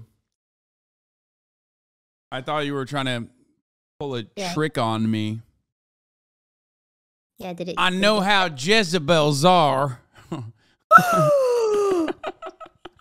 you calling me a harlot? I know how women do tricks. April Fools. Tricksters. That was a good one. I told them to hide. Yeah, well, I assumed, which is why I wasn't, saying anything. But yeah, you guys got me good. Trickery is sinful, though. Never again. None of this tomfoolery. Cease with this tomfoolery. We got him. All right, let's continue. Trying to do stupid shit, this and that. Like what? Like, basically, like, get somebody to f them off. Like, not kill them, but, like, just beat the shit out of them, set them up, shit like that, right? And I told her, I said, well, damn. I said, you're talking to somebody that could do that, but I wasn't going to, though. John now begins his account of the previous night, beginning with a quick stop at Samantha's house. JoJo had the keys. He was passenger seat. In front? Yeah, passenger seat. Who was driving? I drove because... Okay. Who was with you? It was me, JoJo, and What's he doing with his hands? Why did he stand up? Except for... I think he's do know... describing something. All I know is he was related to Tay. Yeah, because I think I know who he is. John indicates that someone related to Tay was in the back seat and that Tay wasn't. I feel like this is a man who's definitely has a lot of experience being handcuffed and knows that like he has to move it around a little bit to get some circulation going, or he's just Italian and has to use his hands, one or the other. Or maybe both. I don't know. But I've actually never seen somebody who's handcuffed get up so casually, okay, and just like try to use his hands while describing a story as though he's not handcuffed. His last name is Rebel. He can't be contained. True. With the three of them in the car. Okay, let me rephrase that. I have seen them because I have been running around Pittsburgh, but unless they live on Cypress Street, I don't know who they are. Okay, I got you. Okay, well, go ahead. Y'all all three together. So you was driving, but you didn't have the keys. Didn't have the keys, and I really didn't have a choice because I like my life. John seems to be trying to suggest that it was actually JoJo who was directing the scheme, and now seems to be implying that JoJo threatened him into driving. Notably, duress can be a defense to some crimes. However, it's typically... What was your question, Rae? I can't tell if he's handcuffed from the back or from the front. Is it in the back? I think it's from the back. Not a defense to the crime of murder. John gives his rendition of what occurred at the Ibarra home. How's he doing that?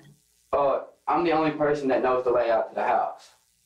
So JoJo... I mean, it's insane how much movement he's got in his hands. It is wild. Like, he's just like talking with his hands while he's handcuffed. This is a man who's definitely been handcuffed before. Okay, like a lot. It is very weird. Like, he's got to show the other hand too, so it's just... No, he's like, you can't contain me. I'm a rebel.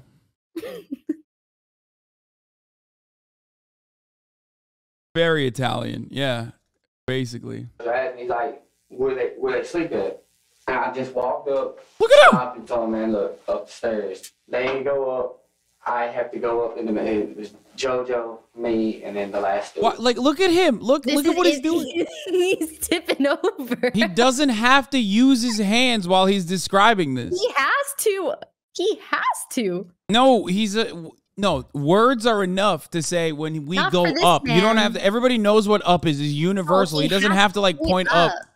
He's tipping over. He's got to explain his side. I can't get over this. This is the weirdest thing I've ever seen.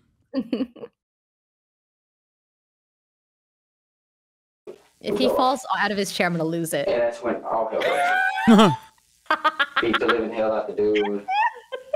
Honestly, me personally, I do not believe Samantha really had a hand to play in it. I think that what she was saying just not the table grab. Too far. Okay, so what happened? Who beat the hell out of him? JoJo and the other guy.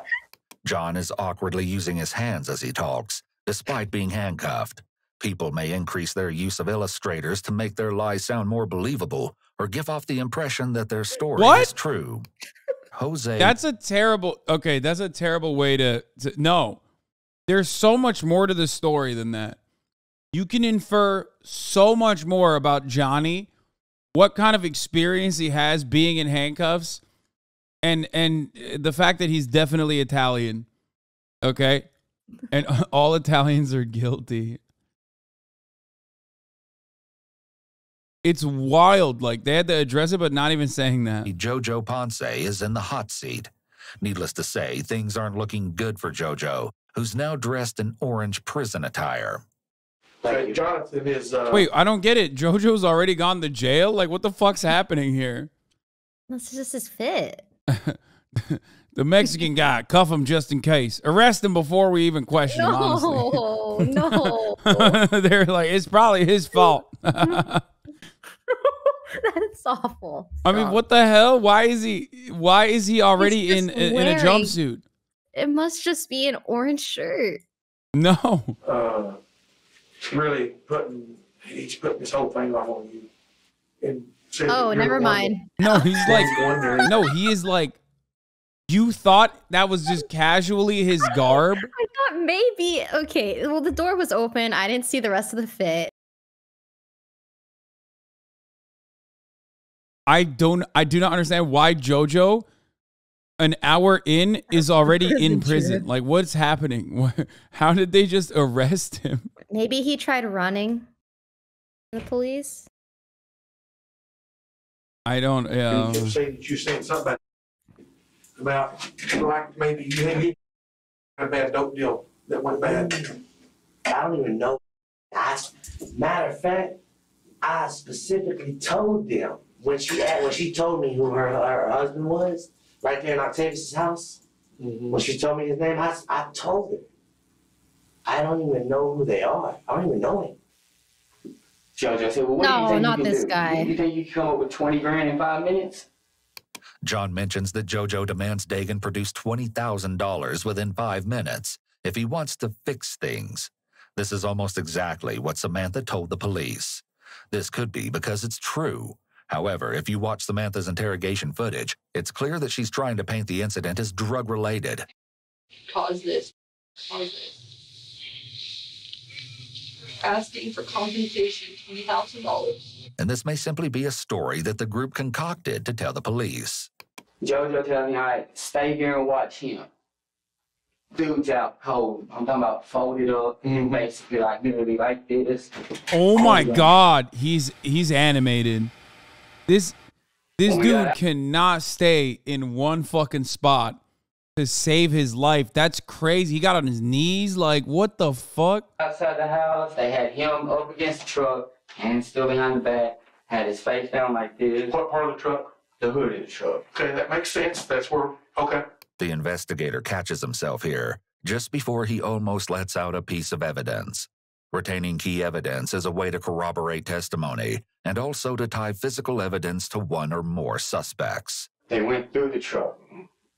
And at this point is when I started thinking, damn, what the really going on? Because they put the dude in the back seat. So we go. We leave. As we're going, they tell me, I go here, whoa, I'm driving. We go all the way out to the country. Get out to the country. Next thing I know, they walk off. What's he doing? Go start the vehicle. He's flexible. He's flexing. I'm like, Oh, that was so gross to so I watch. start running back to the vehicle, going, in my mind process, this is my neck of the woods now. Stop! You know where you're at? Sorry. Yeah.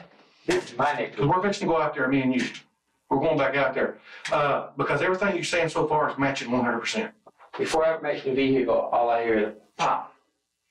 Who's got the gun? JoJo does. No. I feel like I can't believe I'm saying this. Sorry for speculating here, but it seems to me like this man is on meth, okay? I'm just going to point that out.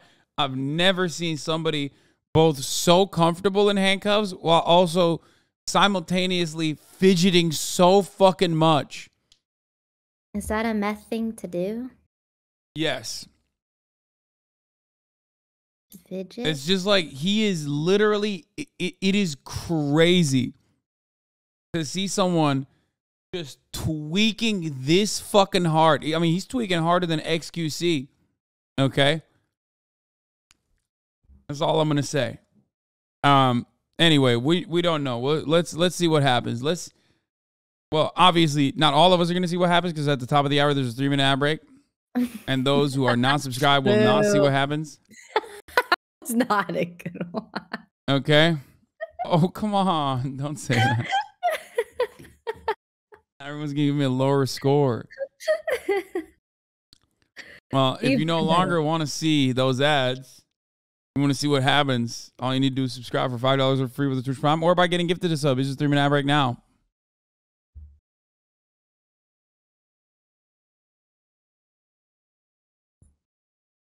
Stolen labor, typical streamer. Sag, I had the meth diagnosis from the start. Yeah, it's our diagnosis now.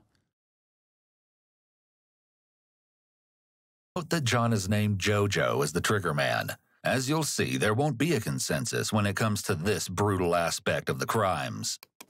Hey, listen, man, everybody's done point the finger at you as being the one to pull the trigger. That's what I'm saying, dude, and I didn't. Who pulled the trigger then? Jonathan. Despite claiming that John pulled the trigger, there are still at least 2 ways in which JoJo could still be criminally liable for the murder. First, under a theory of accomplice liability, if the prosecution can prove that JoJo aided or abetted or had the requisite intent for John's murder. Are you happy? I got a 4.18 out of 10 on the rating. You did that. Yeah, I did that. Nia, thank you for the 5 get the subs. Jay Hopper, thank you for the 5 get the subs. You did that 100%, 100p. It was me. I did it. Murder of Dagon.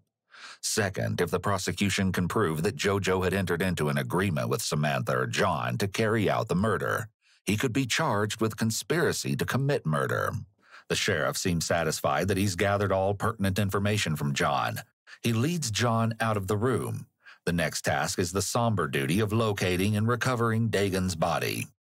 Sheriff Tim Ingram and investigator Aaron Baxter, along with their helpful suspect, John Sanford, depart the sheriff's office as Chief Deputy John Livingston follows closely behind in Aaron's vehicle. Aaron wears a body camera to document the events that are about to transpire. Be forewarned, things are about to take a drastic turn for the worst as members of the Titus County Sheriff's Office begin to uncover the true horrors that occurred earlier that very morning. Well, you think old cuz went to bed after all this? You think he's home in bed? I honestly don't know.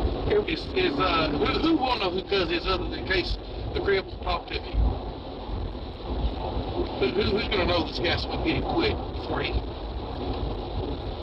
tries to do anything?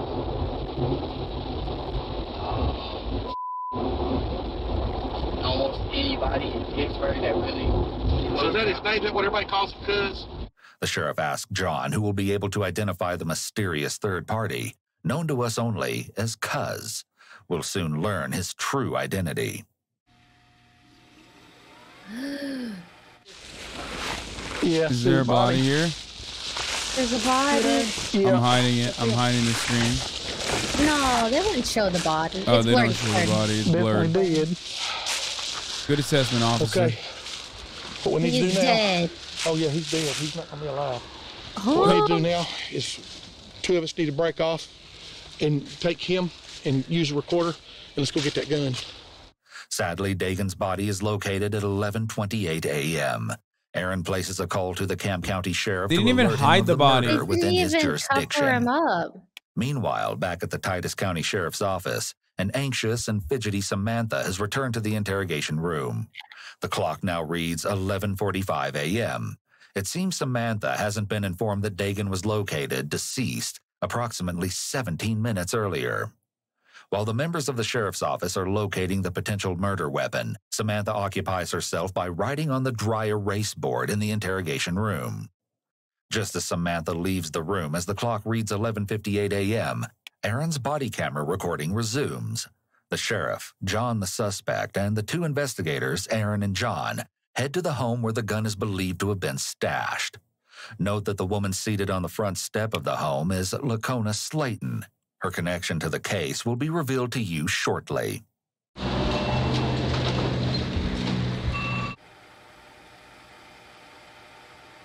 Okay, I'm sorry. Hey, what? Thank you. I appreciate you, man. Won't take us but a minute. We'll be done. Hey, John. Where's it going? It's not that they know everything, like, seriously. It's because you told them everything. That man was the greatest witness of all time. If he sees a single moment of jail time, he really fucked up. Because that, like, he was the star witness the entire time. Like, he literally cooked up the entire scheme for him. He should have gotten a fucking sweet plea deal out of that, but he was too busy twerking around and tweaking and giving him everything. It was out here, but it's apparently not out here. Who got it? I don't know. Y'all arrested me. Why ain't it out here? I don't know. No, I swear to God, I don't know. the box, and the box is empty, in a locked okay? box. So you already knew the gun was involved? No, she has no I didn't clue. know about She it. has no clue about nothing. Oh, I'm no. telling you that now. So I haven't. She has no clue about none of this. here's the deal. All right, we need the gun. You could be charged with the same thing. She was. I not know here. what the. You could be an accomplice to murder, capital murder. That's the death penalty. So if you know where the gun's at, She knows where the gun's at. you She need got the to box. you need to go ahead and tell Cops them. are wild. They're just like cops are hitting the AOE on this. Like she's like, everyone's getting a death penalty here, ma'am. Like what the fuck? You will die. I tell you what. What the fuck? It's insane. That's insane to just like. You know what? Where's your dog? Your dog is also getting death penalty. This man back here, death penalty. Do you understand me? Told you that. Okay, I'm gonna give you one more opportunity. Dude, you can Give me the handcuff gun. me. I don't know what That's to probably do fixing to happen. That's probably about to happen because I think you're a liar. What the fuck? No, what the fuck? Oh my gosh, this is awful. Bro, he's like, yeah, I'm arrest everybody, lock them up. Let guys sort it out. We're doing capital punishment for all of them. Dadgummit. You're a dadgum liar. This is crazy. In box, you've got the dead gun gun. Where'd the gun go then? I don't know. Why'd you get the box? I don't care, man. I didn't do. That you must be about as low life as that husband of yours. Him husband. Well, you with him. About the same thing. Whatever. The sheriff and Lacona are referring to JoJo here. Oh yeah, you remember enough to come home and get that box, that gun in it, don't you? No, I remember to come home and check the box. But why? So the Why gun's would not you in the just tent? check it? I don't know. Go check the tent. I don't know. Is it okay if I check the Yes, tent? it is okay. Okay. And where's it at? Right behind the house. Okay. And this other cop, they're doing the good cop, dadgummit cop. Okay? That's what they're doing. It's very effective. The good cop is like, okay, ma'am, can we check the tent, please? The other guy's like, dadgummit, you know where the dadgum gun is. It's so good. Dramatically heated exchange with Lacona, the sheriff and Aaron head to the tent, which currently serves as Lacona's home, to attempt to locate the gun. A search in this case does not require a warrant.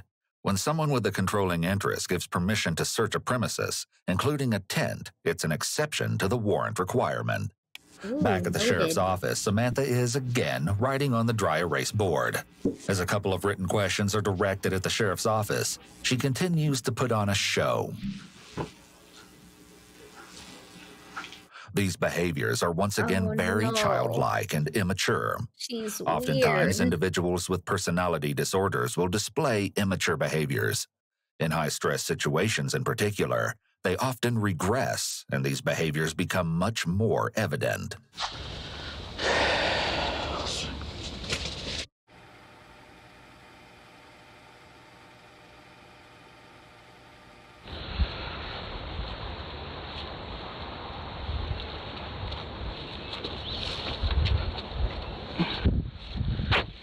There you go, right there, I bet you. See the dope or the gun. Gun. Well, Computer had his gun. Bitch. Why the hell would I tell you to go look in the tent? it wasn't in the tent. Well, I don't know where the.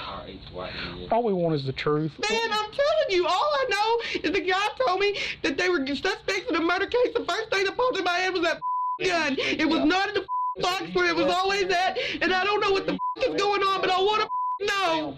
Okay, well, just like the other officer told you, we're investigating a murder. All right? There was a guy killed last night. He was executed.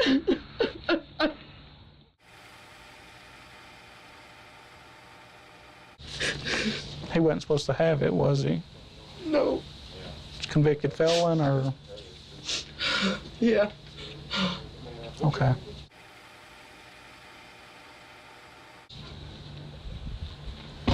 Obviously, you know, that guy's got a family, and they're going to want to know what happened to their son and father. I mean, the guy's got kids, young kids. And so we just want to, we're just trying to gather the facts up and get justice for this guy's family. Is there anything that you can tell me at this point that would help us with our investigation? Other than that, if I think he would have did something like that, yeah, because he's pulled it on me before. He's pulled the gun out on you before? Yeah.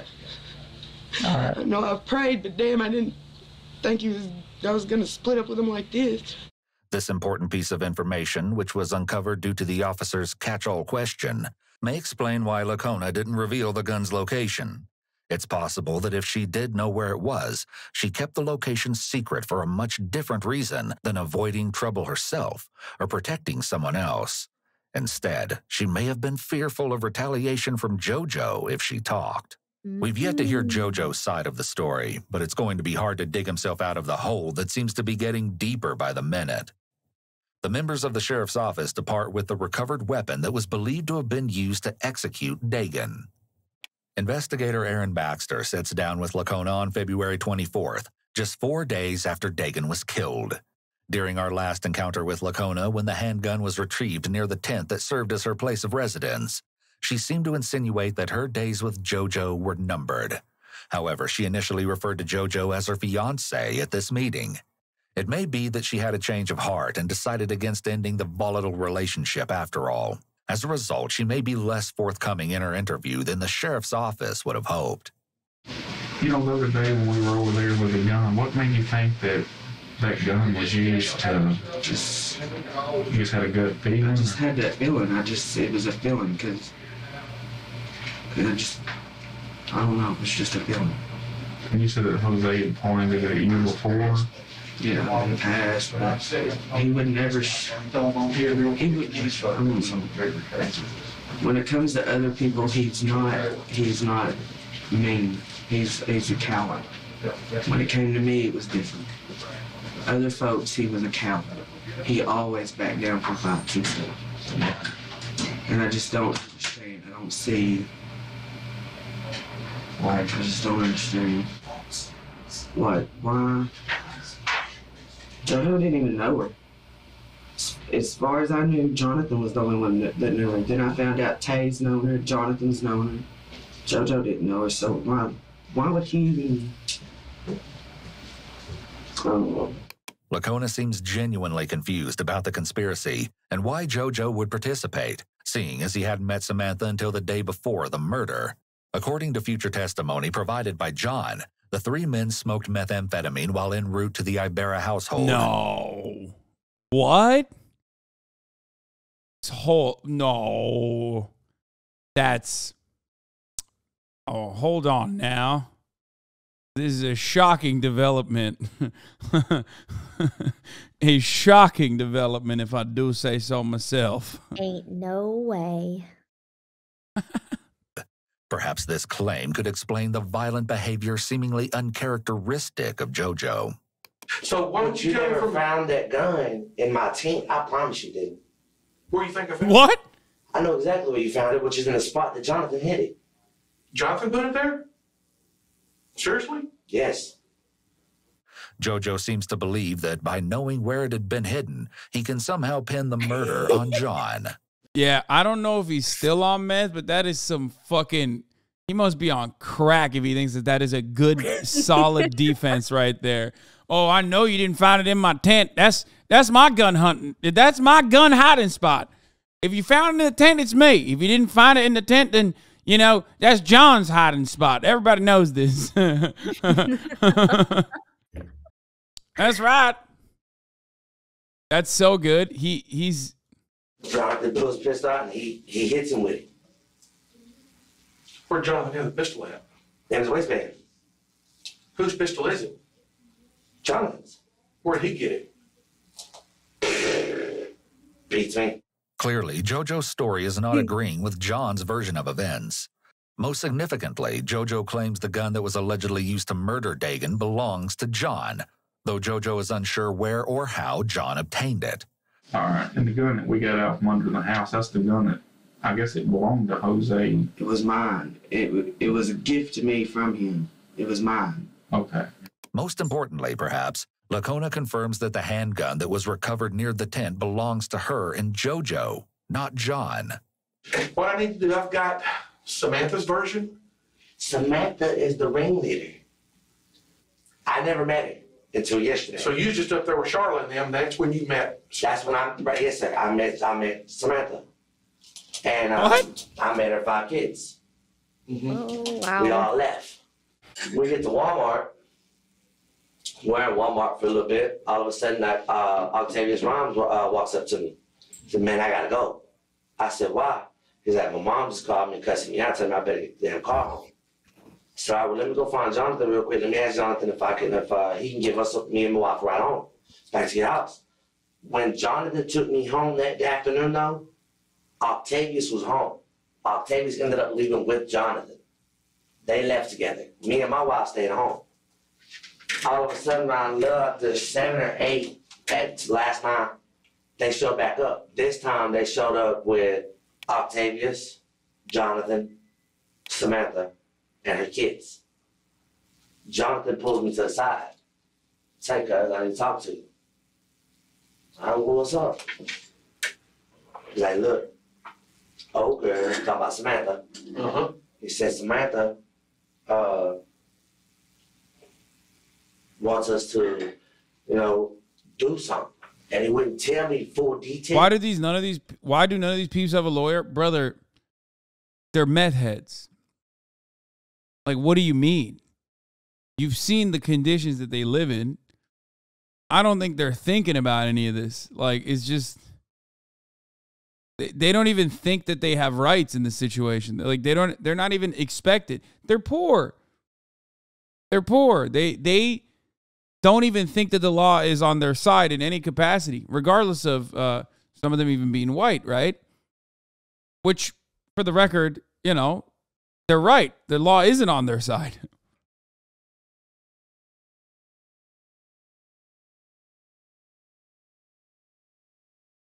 Doesn't necessarily always mean stupid. I mean, yeah, I think sometimes too, they might think that they're coming off as more innocent or trustworthy when they don't. He's already in. I think we're way past the point of no return at this point. When you're in the orange jumpsuit, Samantha should have at least had a lawyer. I think she was trying to appear trustworthy and innocent by not having a lawyer present. Yeah.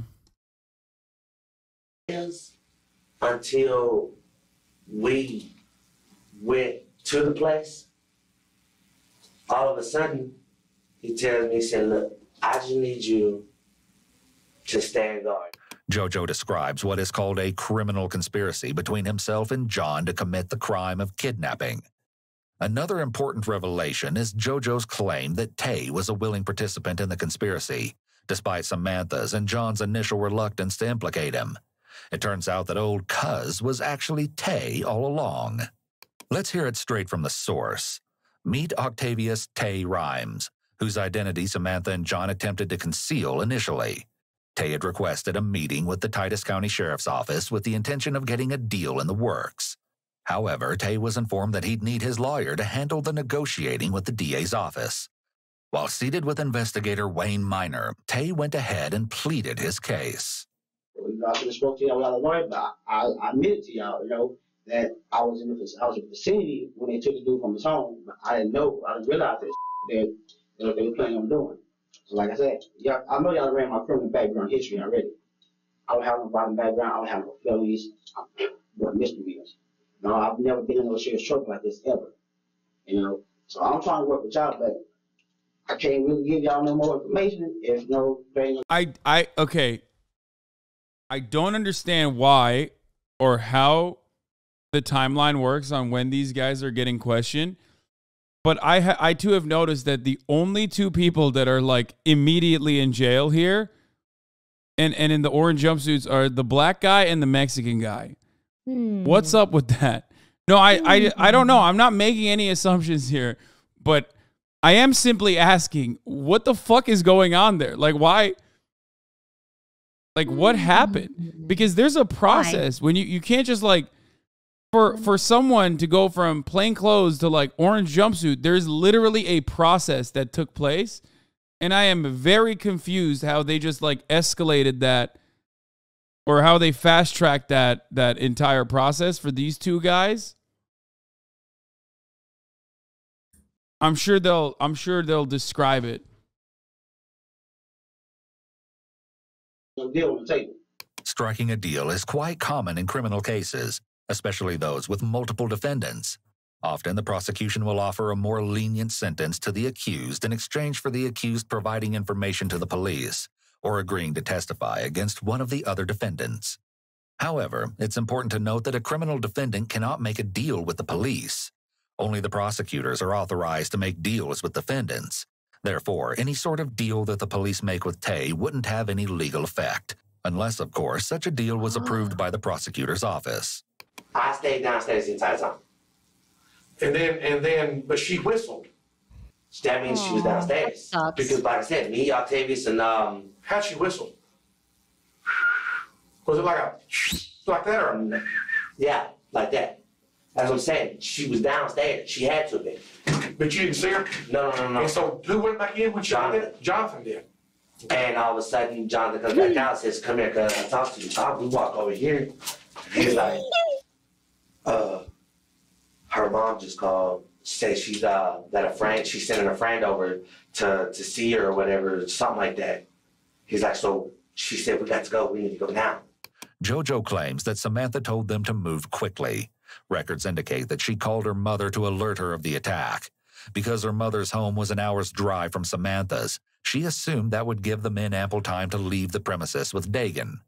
What Samantha didn't anticipate was that her mother would send a nearby aunt to her rescue. There's no way JoJo could have known this bit of information if Samantha wasn't in on the ruse. And so we left. They arrive at a secluded area that serves as their destination. Tay's looking at me, I'm looking at him. Jonathan looks back at us. Jonathan pulls it out, he's holding it. All of a sudden, I tell him, man, dude, you're too close, dude. You finna take the man's life, but you're too close to the road. Tay's looking, Tay's like, man, you really are. He said, it's gonna be loud. This moment is key, as with this statement, JoJo may have just admitted to being an accomplice to Dagan's murder. By admitting to the sheriff that he told John to move further from the road before killing Dagan, prosecutors could argue that JoJo attempted to aid John in his murder of Dagan, leaving JoJo equally culpable for it.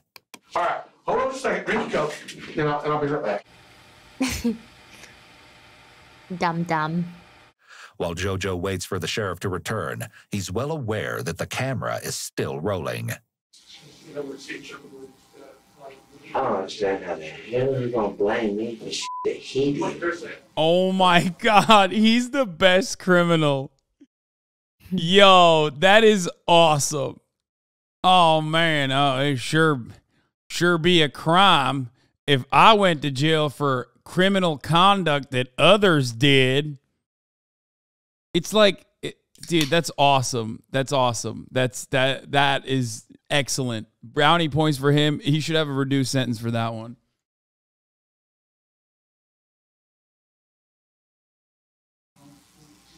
Okay.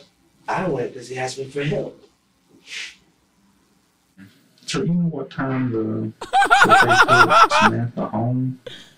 To be honest, I believe it was before midnight, but I couldn't really tell you the time. I don't remember the times. I think it was before midnight though, because she was talking about how the kids were getting sleepy and she needed to get to the house. Something about her man was asleep or something and she didn't want him waking up and getting mad at her. No question about it. Samantha has been caught in a lie. Cell tower records give us the real story. Despite Samantha's attempts to deceive law enforcement, her phone wasn't near her home until approximately 10:30 p.m. on February 19th, just a few hours before the invasion. A major development in the case occurs just 3 days after the murder of Dagan, though it would be a stretch to say it came as a shock.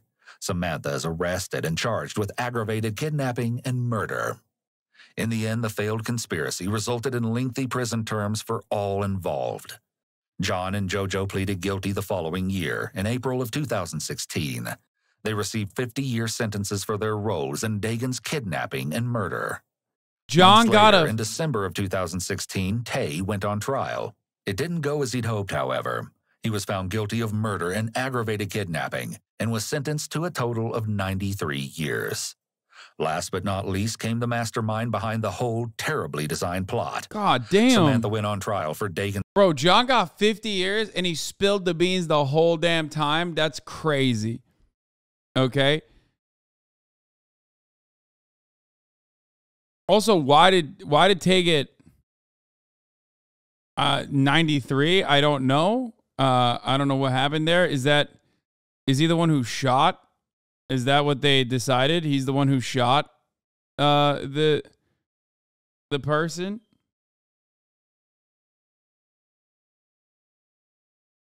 Oh, because the other two got a plea deal and he didn't take the plea and he went to trial, so we got 93. Dude, our criminal justice system is so fucking insane. Murder in September of 2017. Not surprisingly, she was found guilty. She was sentenced to 99 years. In addition, she received another 50 years for the kidnapping to be served consecutively with her murder sentence. Like, why not just make To it this 100 day, years? It is still unknown who pulled the trigger and killed Dagan. That's crazy. Remember, no one knows who pulled the trigger, but if you fucking go to trial, they will hammer you. They will literally add, they will tack on so much more on top just to like, that's insane. That's crazy. All right, well, Rae, thank you so much for coming on to react to this criminal crime. Makes up for the times where I watch JCS without doing a duo react.